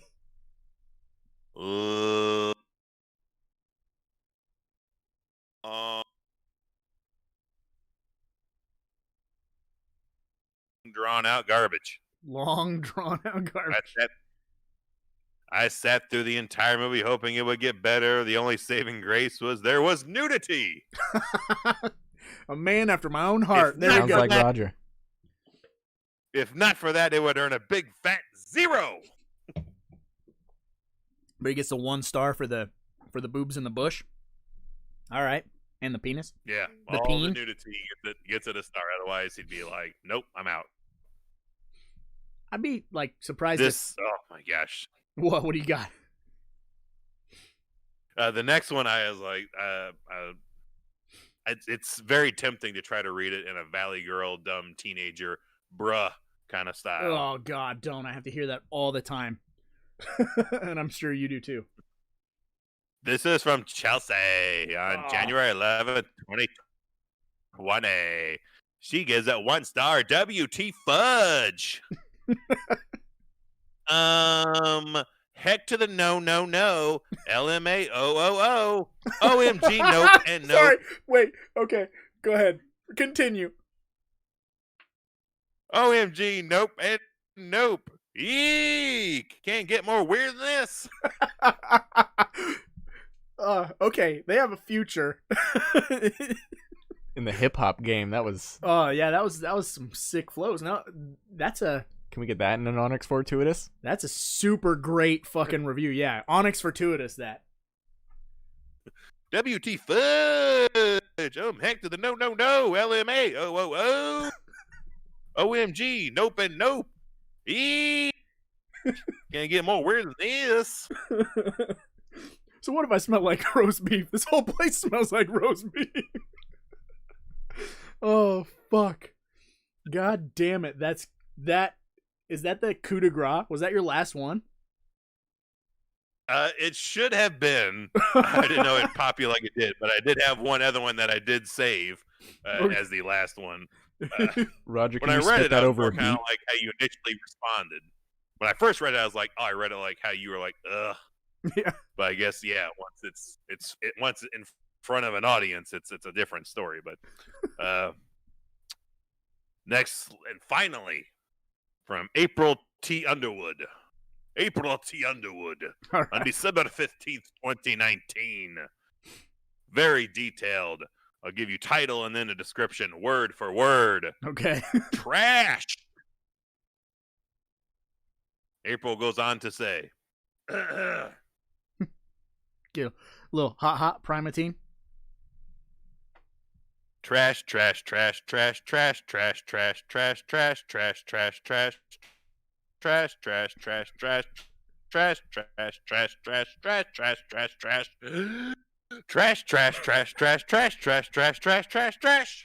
Wow. Okay. All right.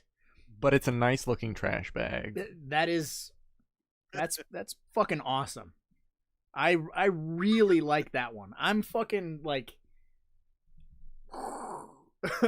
like it's so good. I wish I would have thought of it myself. They But- convinced me. I agree. But I like the movie, you know? That's Garbage in a nice looking trash right. bag.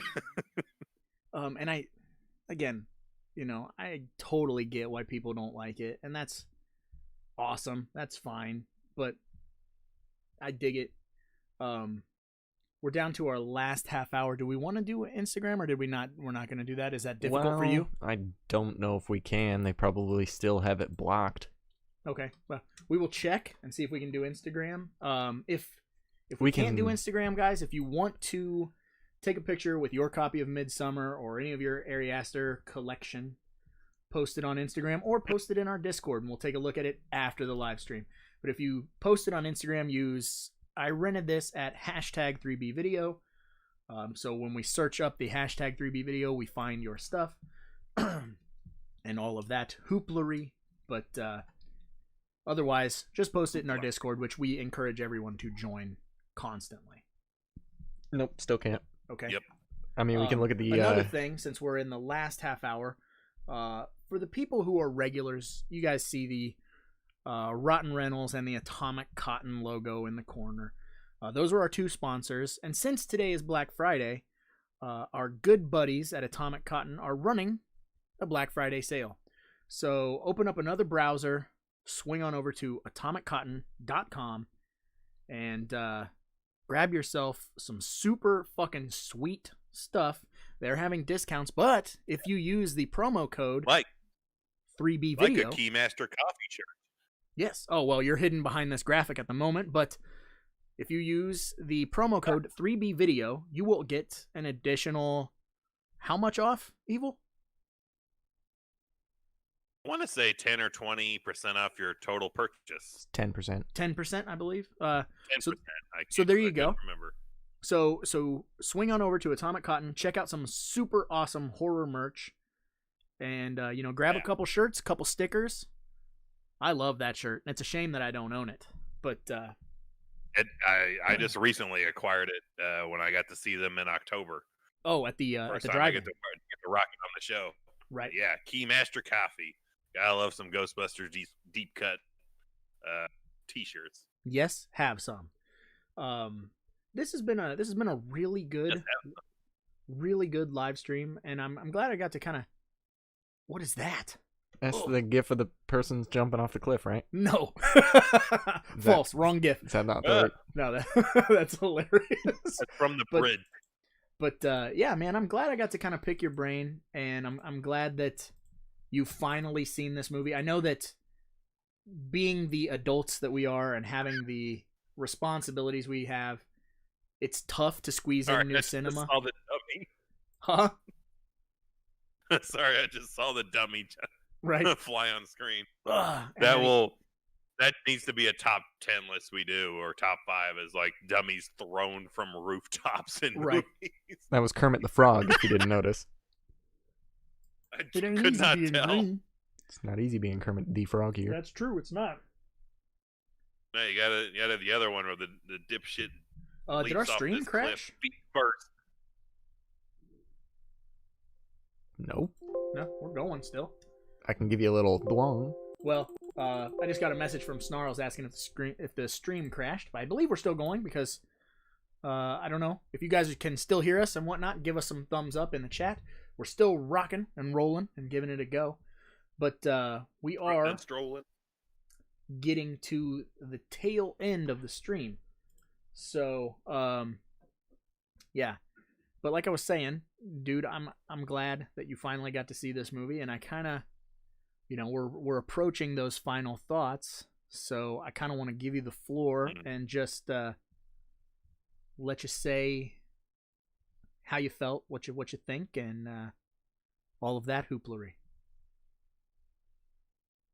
I was the runtime definitely was a deterrent for a long time. I said I was like, I don't plan to watch this unless it's time I get paid for it, because it's just, I'm not a cult movie fan, really. Like, it's just not something I really gravitate towards. And yeah, 2.5 hour runtime, it could be almost anything, and I'd be like, oh gosh, that's a commitment. Mm-hmm. That's tough to make. And yeah, watching it at 4 a.m. in the dark on a big screen with headphones on, so you're completely surrounded by this. It's a good. I'll say it's not my favorite. If I had to put it in a lineup, I'd probably put Hereditary over it. Just okay, slightly, just because it moves just a little bit faster. This is definitely a slowest of slow burns, but the visuals and some of the Sam Raimi almost shots, like the inverted shots and stuff, a lot of that stuff will keep you going if you start to get a little bit, compelled to want to check the runtime. Right, fatigued, which I like did a film couple fatigued, times. yeah. Yeah, I start getting that fatigue. You start getting that itch to want to grab your phone and look at something on there for a few minutes. That kind of does save it. Again, like I said, the first 45 minutes kind of flies. Like I'm all on board, and I only start to get shaky at the hour mark, but I definitely get pulled back into the weirdness those last 20 or so minutes. Once the tripping and then the nudity kicks in and the bear suit, all that stuff, it's like, yeah, that'll grab your attention and pull you back in if you start to mentally wander off. Right. So on a Raj, it's clearly one he can do often. I think this is, well, unfortunately, I'm in the boat of a lot of people. I mean, like, I've seen it, I can appreciate it, but I don't know if I'll feel the need to watch it again. I don't feel the need at least to one own more it. go. Yeah, I have one more go in me, and it's strictly to watch it, to see what Pam's reaction is to her watching it. So I have two watchings of it in me, and one is to watch somebody else experience it, to try to compare and contrast how I was to how she is, and maybe with that excuse, maybe look for some other layers to it that might grab me a bit more, because I definitely think I had the time I chose to watch it working against me a bit. So maybe watching it well rested on a day off with some actual time where I'm not feeling rushed, or it's it's now or never. Right, bright-eyed and that was a bushy-tailed. hindrance on me. Yeah, I think Beverage that'll and a definitely snack. help. Yeah, because things just did not work out in my favor for finding a good time to watch it this week. There was no good times where I would have been fully awake, committed, and laser focused on my A game. But even off my A game, I can still see aspects of it that are visually very cool. Just stuff in it that's eye catching, aesthetically pleasing stuff. Like I mentioned, the shot of the long dinner table and how all the glasses and people are lined up. It's like, ooh, that's a very cool looking shot. Right. Or like that bathroom transition. It's like some of those things just look really, really cool. You're like, oh, I like how that was done. I don't know. I didn't write down who the director of photography was, but there are a lot of leading lines and a lot of really, really nice things in the cinematography. But yeah, continue. My bad. Oh no, you're fine. So yeah, even if you end up turning out not being a huge fan of it, it still, I think, is good to at least warrant your one view whenever you get to it. I will just caveat it with choose wisely. Choose your time of day you watch it. Choose the company you're going to have or not have when you watch it. You know, have every element, taken care of. It's not one you're gonna. I don't recommend your first watch having it as a group setting. That's bullshit and chit chatting, while it's going on. Like, it's the first time needs to be a one-on-one when you've got plenty of time. You're not tempted by other things going on. Focus in on it and give it that one shot. And I can see like those 15 plus pages of 1 stars I found. I can see why certain people are not interested in it, and I can sympathize, and I can say, yeah, I can see your point of view.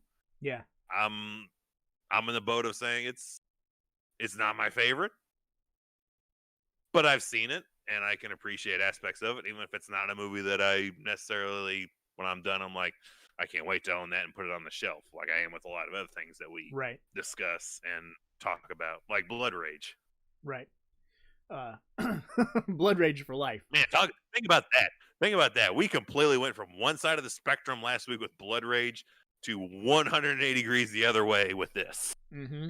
Man, did we just go from the complete other side of the spectrum with how deep a movie is, from Blood Rage to Midsommar. Let's get Ari Aster to direct a remake of Blood Rage. I need the 2.5 hour cut of Blood Rage. Probably needs $200 and that's about it. Right. VHS Mikey, the man, the myth, the legend. He says, I need a bear suit. I would be sad if you didn't order one this very fucking second. Mikey, what you need is a Bigfoot suit for the new movie that I'm currently producing that I started today that I think is a movie suited for you. Hit him with it. The perfect premise for you of a movie is, let's say, a bunch of football peewee kids who are a losing peewee football team. They need a star player. And who do they find but Sasquatch himself? Sasquatch. They bring in Bigfoot as the star player on their peewee football team, and he just gets on the field and starts murdering children.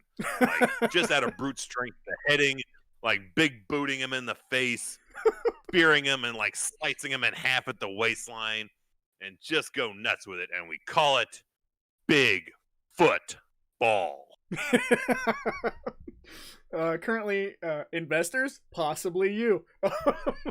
You go to our Patreon and get a producer's credit for Bigfoot Ball. That is true. You can go to our Patreon, which Remix will link, because I did talk about it briefly last week that this summer we are shooting a horror film. Whether it will be a short or whether it will creep into that extended runtime has yet to be determined. But we have a producer credit available on our Patreon. If you feel so inclined, everybody who is a Patreon will get a special thanks, but you will get a producer credit if you join that specific tier or donate to that specific tier. But Ari Aster's Ghostbusters, holy shit. Of Boggy Creek. Yes. And Snarl says, yes. I want to be the coach in that movie. Yes. My dog is going crazy, but Remix, before we have 15 minutes, so I know you're far removed from your last viewing of Midsommar, but if you could give your final thoughts on this film. Only watch it if you're high off your ass. With those pulsating flowers and all the weird moving trees in the background, I feel like the colors in this movie pop so vibrantly that if you're on drugs, it's going to be the greatest moment of your life. You know, he is probably onto something there. I think this may be the movie that warrants the most use, accompanied with shrooms as the characters in the film are taking them as well. Hey, you know what? We're going to make that a Patreon tier where if you donate a certain amount of money, we'll take shrooms and do a commentary for this movie. It's like a drinking game. Every time they eat something, take a little bit of psilocybin. Well, I've never ever in my terrifying. life taken a hallucinogen, so I'm scared to death. Let's go, buddy. Why not? I tried it one time with a tourist trap, and I had to leave the room because I was laughing so hard. Tourist trap tripping. The triple T's. Ben Grimm says it's like Ladybugs, but with less cross-dressing. If we could only resurrect Jonathan Brandis to be in Bigfoot Ball, that would be amazing. I'm Todd. You fucker.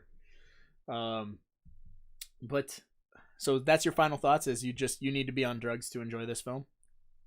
Yeah. Or to enjoy it specifically? He's not wrong. To get it.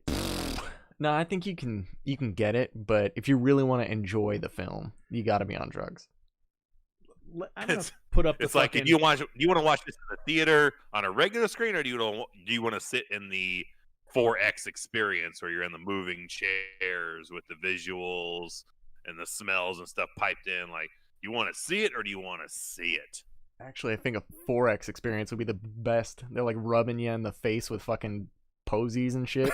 You just go sit out in a field and pipe in the smell of grass and watch this on a projector out in a field while you're high. I am by no means telling you to do drugs and watch this movie. That's a disclaimer. I didn't say that. My tech man said that. I didn't say you need to go. Unless you're in Oregon. If you're in Oregon, you can take whatever the hell you want, apparently. It's all cool in Oregon. So come to Oregon. We'll do a live hangout in person where we'll take a bunch of drugs, give each other COVID. Look at this motherfucker just making plans. Then we'll do the we'll do the legal small amount of cocaine and watch Goodfellas. Oh. All right. Sure. Paranoid about the chopper. And yeah, I guess as far as my final thoughts go, I mean, I kind of been saying them this whole 2 hours. It's a flavor of popcorn that's not for everybody. But like Evil said, I think you'd be doing yourself a disjustice if you just didn't watch it because you immediately thought that this wasn't the type of film for you. I know, like I said earlier, like getting us to watch new movies sometimes is difficult, and it took the better part of a year-ish, right, for you to watch this movie, but you finally did. And, you know, you're not mad that you did. You're glad that you did, and you appreciate it, and now you have that in your memory bank. I just think that in the library, right up there in the library, that you got to give it a go, even if this isn't the type of film that you gravitate towards. And you never know, it might surprise you. You might get done with it and go, wow, I did not know that I like that type of movie, and I guess I do. Or you could get done with it and go, well, shit, I don't need to see that ever again. I fucking hated it, or whatever. But it's something that you should totally do. Like, you gotta give the movie its due diligence. Give it a shot. It's a movie that I really like. It is in a regular rotation here, not a constant rotation. It's not like a Friday the 13th or anything, but it's a movie that when I want to look at something really pretty and I want to have some other emotions other than just, yeah, chop that bitch up, you know, this is a type of film I can throw on and just kind of absorb everything. But yeah, I love it. You should give it a shot. There you go. And that's not a negative when I say you watched it once, you don't need to watch it again. There's a lot of movies you watch and you're like, that was a lot of fun. We'll watch it again. It's just as much fun. This, I think, has enough staying power in your brain storage that you don't need to watch it again. You will feel like you're never too far from it if you have to talk about it or want to talk about it. A week after watching it, an hour after watching it, it's kind of the same. Like right. It just has that stuck with you power. Mm-hmm. It definitely does. It's a very heavy film, and it'll last up here for a long time. But it is one of those movies that it's an onion. So the more times you decide to take that trip and revisit it, you'll notice a couple of things. Is it going to make you over the moon and love the movie, way more? I don't think so. I think that type of stuff makes you appreciate the story more when you start to kind of pick up on, you're just like, oh, that's pretty neat. Like, man, I missed that the first time or the second time, and now I see that. But it's not going to make you go, well, that's the greatest fucking thing I've ever seen in my life. I just think you'll really appreciate all the set decoration and all the little extra stuff that went into creating that world. Maybe we could steal that from the We Hate Movies podcast guys. Is when they do a live show, I think they do like IMDb user reviews, and they do the opposite. They do people who gave the movie 5 stars. Maybe we should I can't remember what movie it was. We were with Mikey, and he's like, "Can we get 1 5-star rating for this movie? Like, do of all the 1 stars?" And at the very end, we're like, "And we'll find one person that just was over the moon for this movie and see what they had to say." It would have to be Bill and Ted, right? Because what other movies? Probably. Mikey's joined us for the 3 Bill and Ted films. Oh, and Ernest Scared Stupid. He was with us with Ernest Scared Stupid. So, yeah. Strange Monkey Reviews is in the house, and he says, this movie, I still haven't recovered. It's a movie that you take with you. I don't like Hereditary. For me, was really unsettling. When I finished Hereditary, it was I said this before, but it was the movie that made me, when it got over, turn on a light. Like, I turned on the living room light. Like, okay, I just need to see, that there's Clearly. nothing in the shadows. I need to be comforted. When this movie got over, I wasn't scared, but I was like, I have questions. You know what I mean? Like, this is a movie that there's a lot to unpack, but didn't fucking terrify me. It just made me nervous. I don't know how else to put that into words. The things that make you go, Made me realize that I better never, ever, ever be a shithead to my wife, or I'm going to get fucking burnt in a like in a bear suit. As soon as she starts unmovable, just buying bear suits. Yeah. So when's that trip to Sweden? I'm not going. What's worse? You end up in the bear suit in Midsommar, or the bear dog suit from The Shining? Well, I don't know what's going on in that scene. Yeah, you do. I mean, it seems maybe safer than getting burnt the fuck alive, I guess. So Spectral Hummers. Yeah, Forever. I'd rather give a ghost a Hummer than get burnt alive. I'm gonna go In a bear suit. Yeah, the man bear pig suit. It's all man pig. Half man, half pig. And he all had terrifying. Patrick Duffy for a leg. South Park reference. I got nothing there. Yeah, so I mean, that's the final thoughts. I've kind of been paying attention to the chat. I've been trying really hard to keep up. But if you guys join the Discord, Yes. I would love to carry this over into, like, just let us know what you thought of it. And again, Spoiler section if you're afraid of spoiling right. any more than what we've already done. We have a And- spoilers And section everybody, for this section. we've been very fortunate in our Discord that we don't ever get into any arguments. No, there's no pissing contest. There's no trouble. So if someone has a different opinion than you, just be nice. Like, that's kind of our whole deal. Is like everybody likes something different. So it's a place we can have quasi-intelligent conversations and not shit on each other. What's a live stream we can do I that think, you'll argue about? I want to fight. You want to fight with me? I want to fucking fight you, buddy. What's a movie you like that I think sucks other than Snowpiercer? I don't know. Don't make me talk about Star Wars because it ain't my fucking jam. I don't like it. So there's that. I like two. I don't even know. I couldn't tell you. Let's get Mikey on for Star Wars. I'll let you and Mikey just do a live stream and discuss Star Wars. Me and Evil will take off to Sweden for the week. I don't want to internationally travel. Me neither. I don't even want to travel more than 3 hours.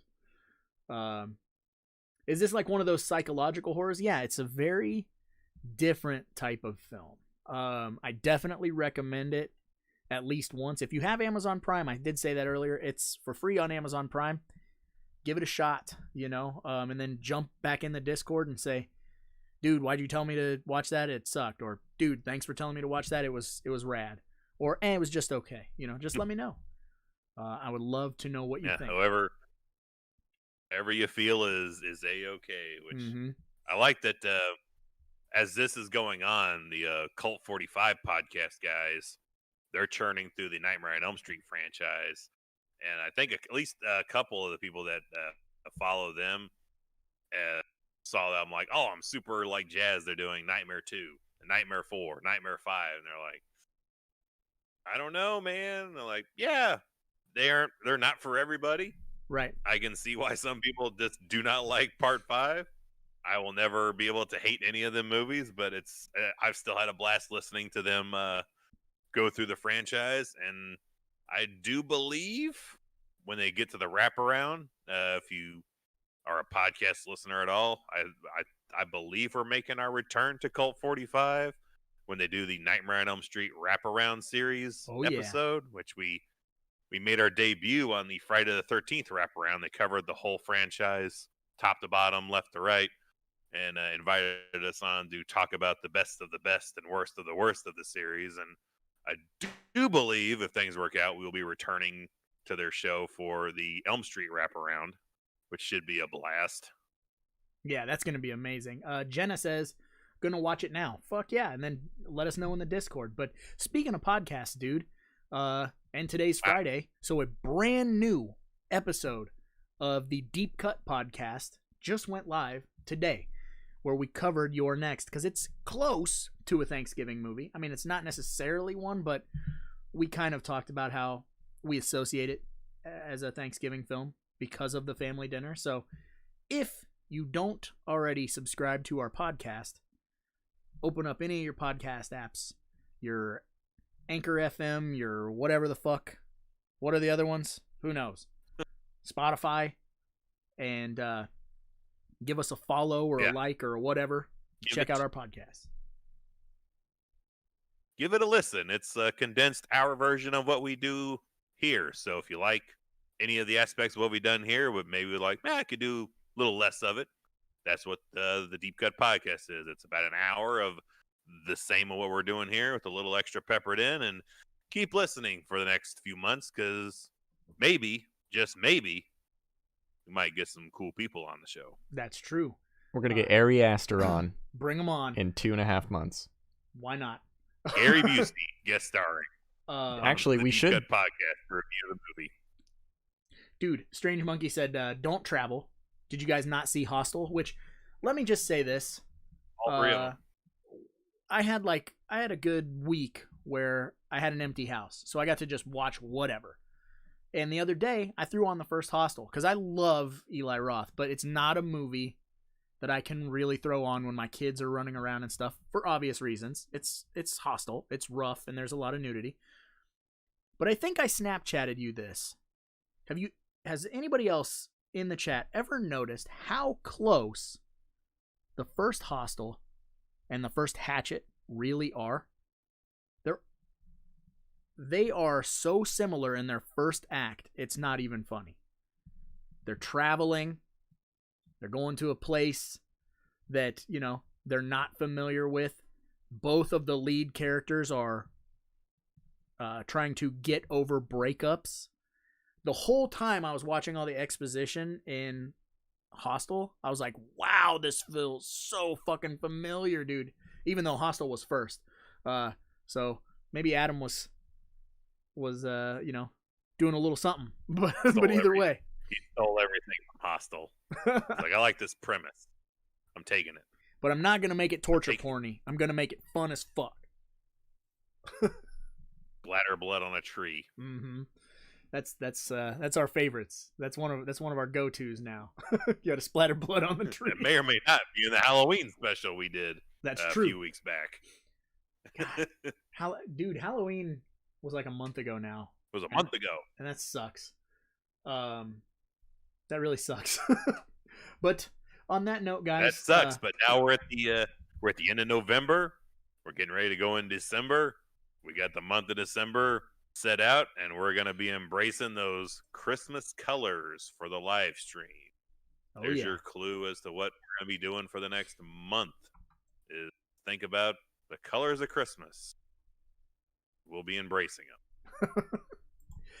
Man, but on that note, it is 10 o'clock, so I suppose, before I say the outro, definitely check out the podcast, check out the Discord, check out the Patreon, check out the Teespring, go to atomiccotton.com, get yourself some Black Friday shit. Why not? But on that note, I suppose should probably get going, because after all, there's a lot of movies out there and somebody's got to watch them. So why not us? Right, Evil? Life ain't nothing but bitches and money. I'm Todd. I'm Todd. I'm Todd. Todd. I'm Todd. What you are about to see did happen. The most horrifying motion picture I have ever seen. It was my summer of sex, drugs, and rock and roll. Watching the film, and two shots ring out from the front of the theater. George bolts up and says, "Oh my God, we're going to be the headline of tomorrow's New York Post." It wasn't meant to be a serious pee your pants movie. So we're going to make a movie that is a little different from the other Halloween movies, but it's still going to be a Halloween movie. Do I need a reason? The only thing I didn't enjoy was the ending, which I'm not even going to tell you about, but it was pretty gruesome. On the spot, over the phone, he told me the entire plot of the film. He said, "Are you interested?" I said, "Sign me up." What's in the basket? My brother. I literally got like $250 for a lead role. She said, if you don't get this role, there's 3 other lesbian roles in the film. And I answered an ad in Dramalog magazine that called for a dozen pretty girls to get naked and die horribly. I played what they wanted me to play, a man possessed by demons. Franklin is like deep for a handicapped character that's not sympathetic. This documentary is 100% popcorn as fuck. And we're back. Oh, we're back? Oh my goodness, I was just posting something. Already? Maybe, and then here we are. We're Todd. We are Todd. It is dark in here. I'm Todd. Evil, who's your favorite band?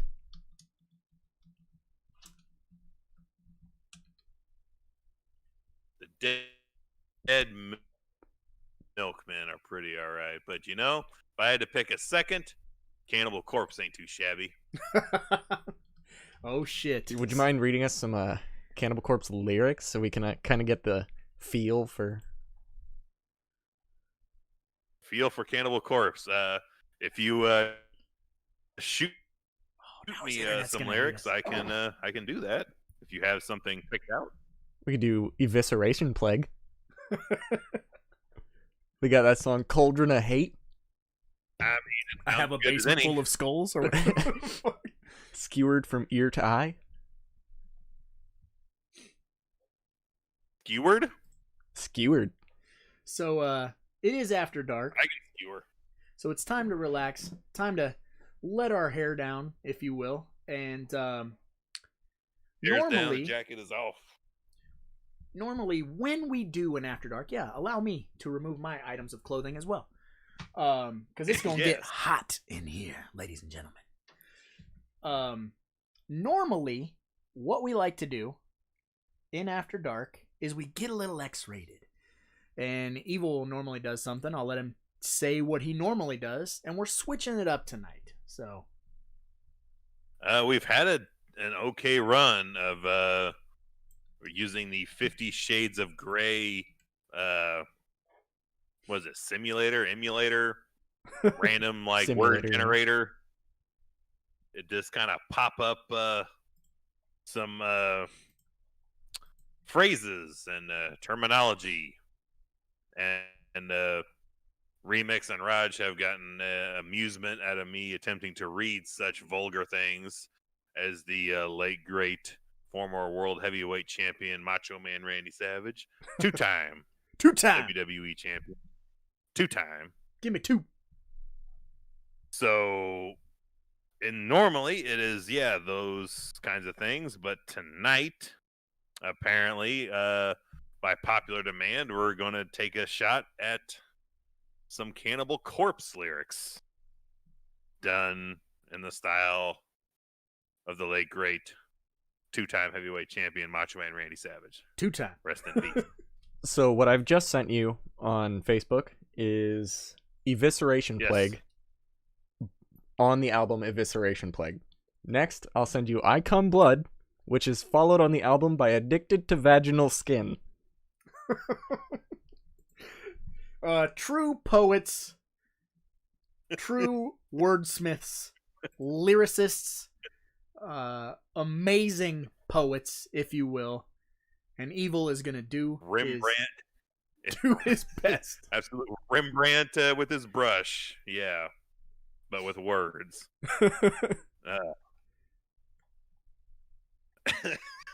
He's not even going to be able. All right, so take yourself a swig. You might have to pour me a $10 shot to kind of get in the mode for this. This is intense.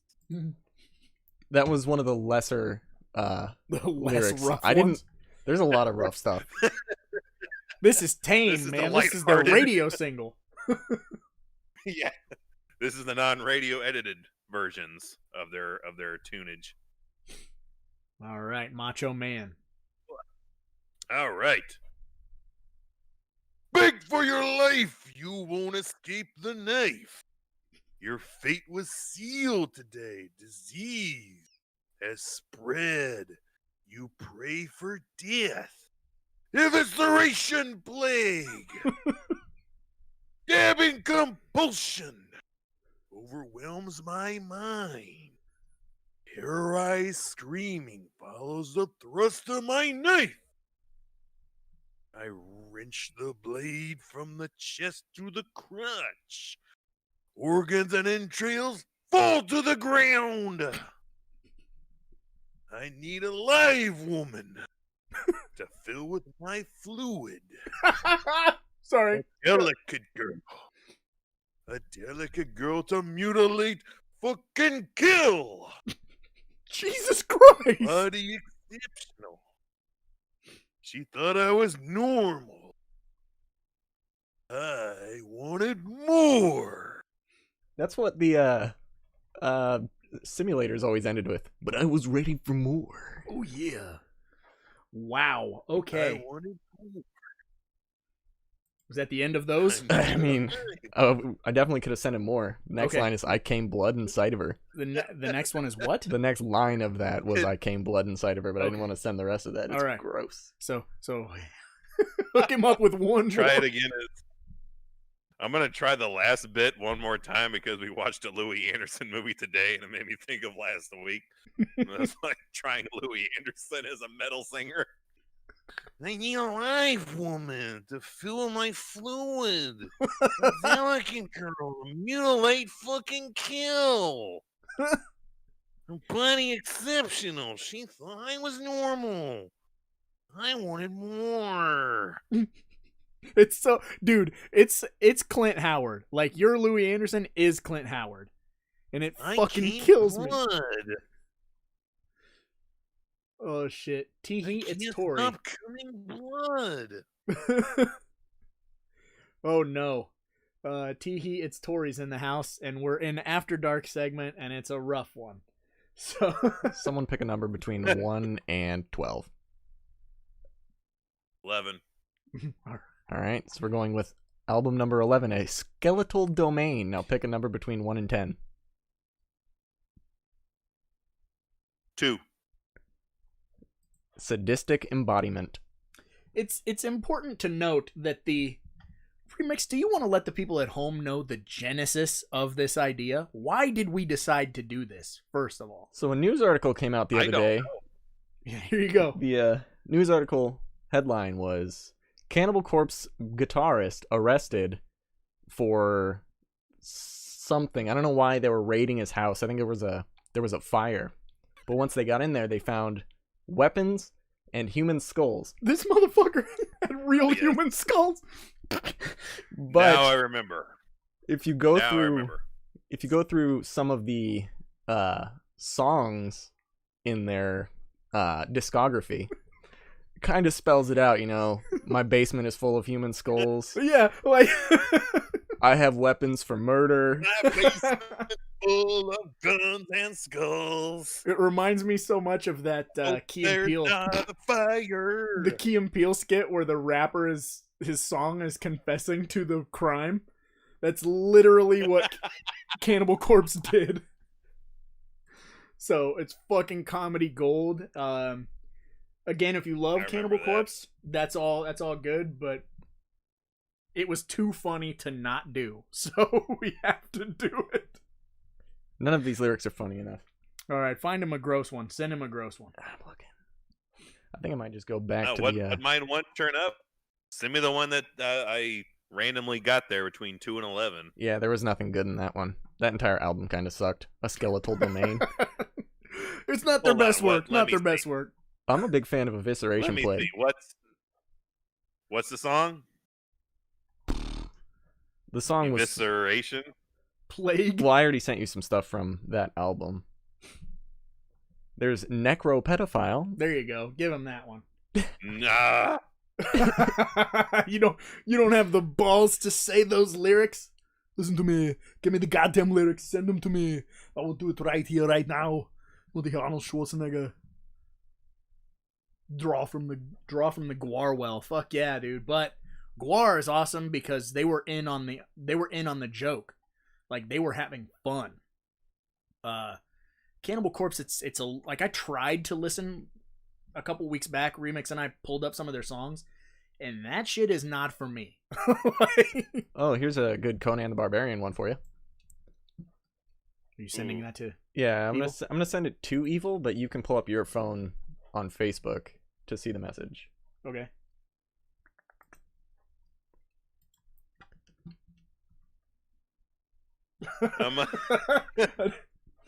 I'm in another world because I started looking up the worst the worst rap lyrics, and I got a top like 49 countdown. The first one up is MC Hammer, Pumps and a Bump. Oh, Pumps and a Bump. Yeah, all right. I'm gonna do this as Schwarzenegger.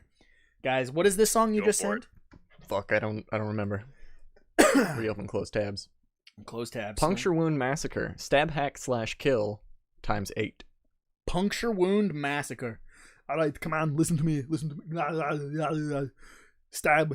Stab hack / kill. Stab hack / kill. Kick down the door in the barbaric rage, frantically slashing all who stand in my way. Stab another face, slit another throat. My intention is to mutilate them. What the fuck? That doesn't even rhyme. People are screaming and it feeds my hate. Hack through the crowd, blood is splashing on my face. I only see red, rage exploding. 2 knives, 1 mind, the hate has broken. What the fuck? This is ridiculous. Austrian death machine here. What the fuck? Wow, yeah, that was fun until it didn't rhyme. It fucked my whole flow up. There's no lyrics for relentless beating. Just drums.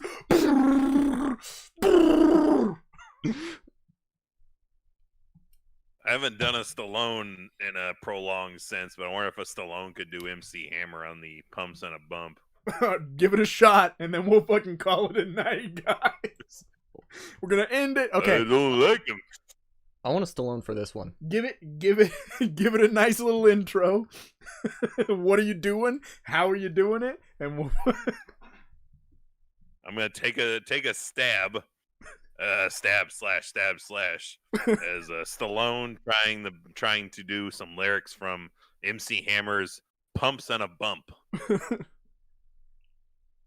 I don't like 'em figgity fat. I like 'em stiggity stag and wiggity wiggity whack. If you ain't got biggity back, back. You know what's wiggity whack? This liggity lie. Ain't giggity God. This trend diggity died diggity decades ago, The figgity fact is I never heard rhyming like that just again unless it's for a Dr. Facts reunion. It'll be too diggity soon. Jesus Christ. Oh, this is why we do this. Because no one can tell us not to. We just fucking do. You don't like it? Give it a thumbs down. We don't give a fuck. It's after dark. The video store's closed. What does that say? I remember an episode of Codename Kids Next Door that had a Gwar track called Private Pain and Painful Destruction. Destructo. Nice. I don't know. I'll have to look that up. But Evil, do you have any more final thoughts officially for the evening before we call it a night?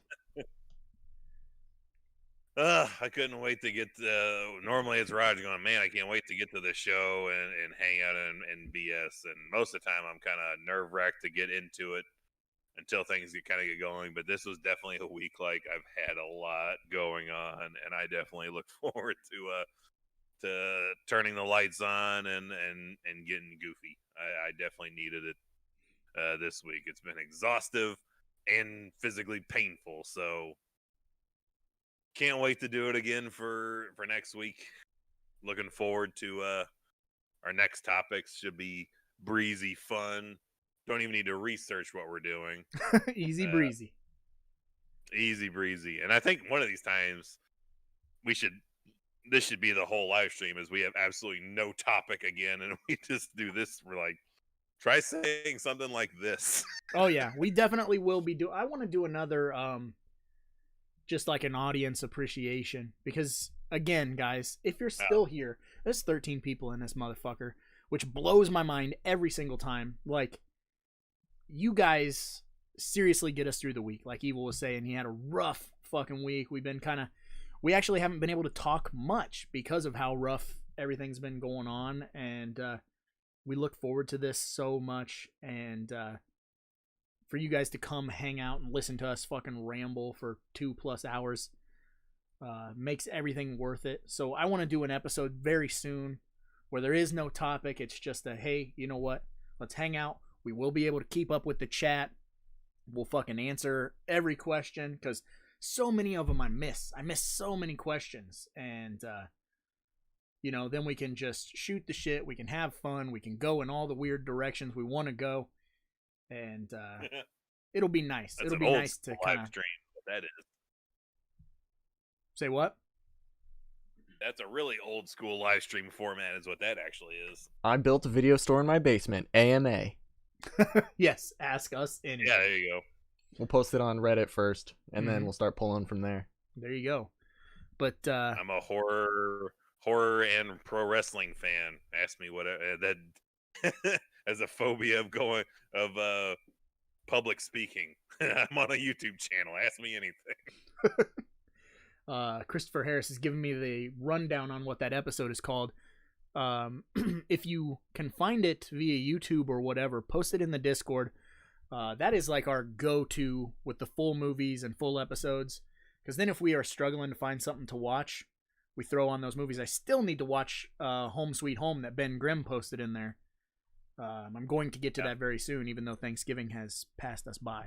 But on that note... Food hasn't. Leftovers. Yeah, we got a little bit, which I think a piece of pumpkin pie is calling my name because it's, 10:30. But thank you guys good idea. for coming and hanging out with us. Don't be strangers all week. Jump in that Discord, ask us questions, shoot the shit. Just give us the little @ symbol, @Evil Dead Inks, @Rotten Roger, @Remix. Ask us whatever. Keep the party going, because sometimes we really fucking need it. We open up that Discord, and whenever there's new shit in there, we get super excited. We usually text each other immediately, like, yo, you see that? Whenever there's nude shit in there, they add each other too. Yes. So, all right, guys. I suppose we will officially get going because the video store's closed. I'm hungry. My nose has been running for this entire 2.5 hours. I don't know if anybody noticed my constant nose wiping, but yeah. Nope. All right, guys. Catch you next week. Some podcasts are like this. The bodies of 3 hikers were all empty, and their organs were laid out like a Sunday dinner. And some podcasts are like this. You know what? I'm gonna tell you why having a large penis ain't always a good thing. But only one podcast is where you can get in-depth analysis like this. Oh, you want that to blow up in real life? Fuck it, let's do it. Oh, you're such a money slut. Take it all. You want to turn that boy into goo, into a fucking helicopter? Yeah. Fuck yeah. Goo him up a lot.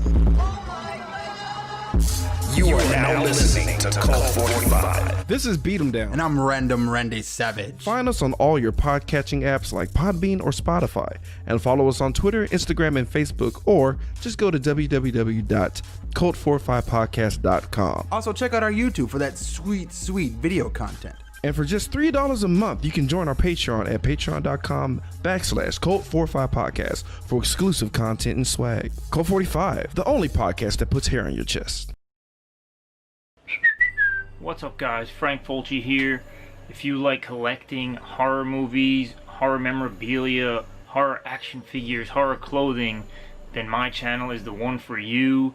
Visit my YouTube channel. I do weekly haul videos. I'm constantly picking up stuff from all your favorite companies: Scream Factory, Arrow Video, Code Red, Scorpion Releasing, Severin Films, and so much more. So make sure you stop by my channel. Again, search for Frank Fulci. Stop by, give me the thumbs up, comment, and subscribe if you want to see my weekly haul videos. I'm always picking up dope stuff. Check out my website, repulsivereviews.com. We review everything from low-budget gore flicks to mainstream horror movies, remakes, reboots, everything in between. So come check us out. With over 600 reviews, you're sure to find something you've never heard of before. The good, the bad, and the ugly of the horror genre. Hell, you'll even see reviews from my brothers from 3B Production Co., Evil Dead Inks, and Rotten Roger DeMarco. So make sure you check out the website. There's tons to read, tons to check out, and I'm sure you'll have a good time. RepulsiveReviews.com. Frank Fulci signing out. Peace.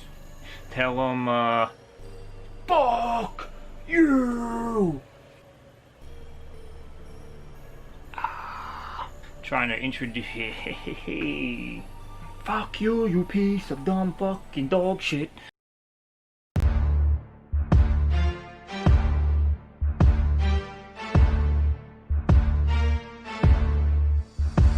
I've been the purple Norman Bates since 1998. Sick of all the hate, I'm about to kill them all today. I'm a hip-hop fusion with screws that are loosen, genre abusing, vomit on blueprints. You couldn't box me in a coffin. Locked in, I'm the monster from the trioxin toxin.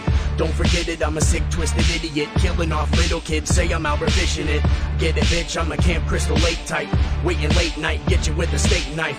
Verbal monster, yeah, you know the rest of it. Crash your slumber party, make a mess of it. I'm on some driller killer maniac ill shit. Duct tape, shovels, drill bits. Say I'm not hip-hop and it's a feud. I'm in a troll 2 mood and you bitches are booed. You don't want it with me because I'm coming and I will not stop until you all are running. I'm bringing the pain, stomping out brains, killing these lames. Cause I am a monster. I am the man with the visions of death, the bringer of stress, the killer of flesh, the illest and yes, I'm filling requests. So tell me who's next. Cause I am a monster. Yeah, they live. Roddy Piper wasn't lying, I'm about to get violent. So much being silent. I'm a proper blend of attitude and essence, letting out aggression with my vocals as a weapon. So much cookie cutter crap that these kids are calling rap. I just sit back and laugh while they call me an ass, and I'm supposed to just take it. Watch you fake it like you're so amazing. I'm the slaughterer, known as the monster that's coming for all of you. Pray to your father, cause I'm sick of all the lame rhymes. I'd kill 99% of you with one line. One lawnmower strapped to my chest plate. Now that's the best way to leave a mess of dead weight. And so it's said I'm the Voorhees of the rap game. Overstay my welcome, but still leaving cats slain. You don't want it with me because I'm coming, and I will not stop until you all are running. I'm bringing the pain, stomping out brains, killing these lanes. Cause I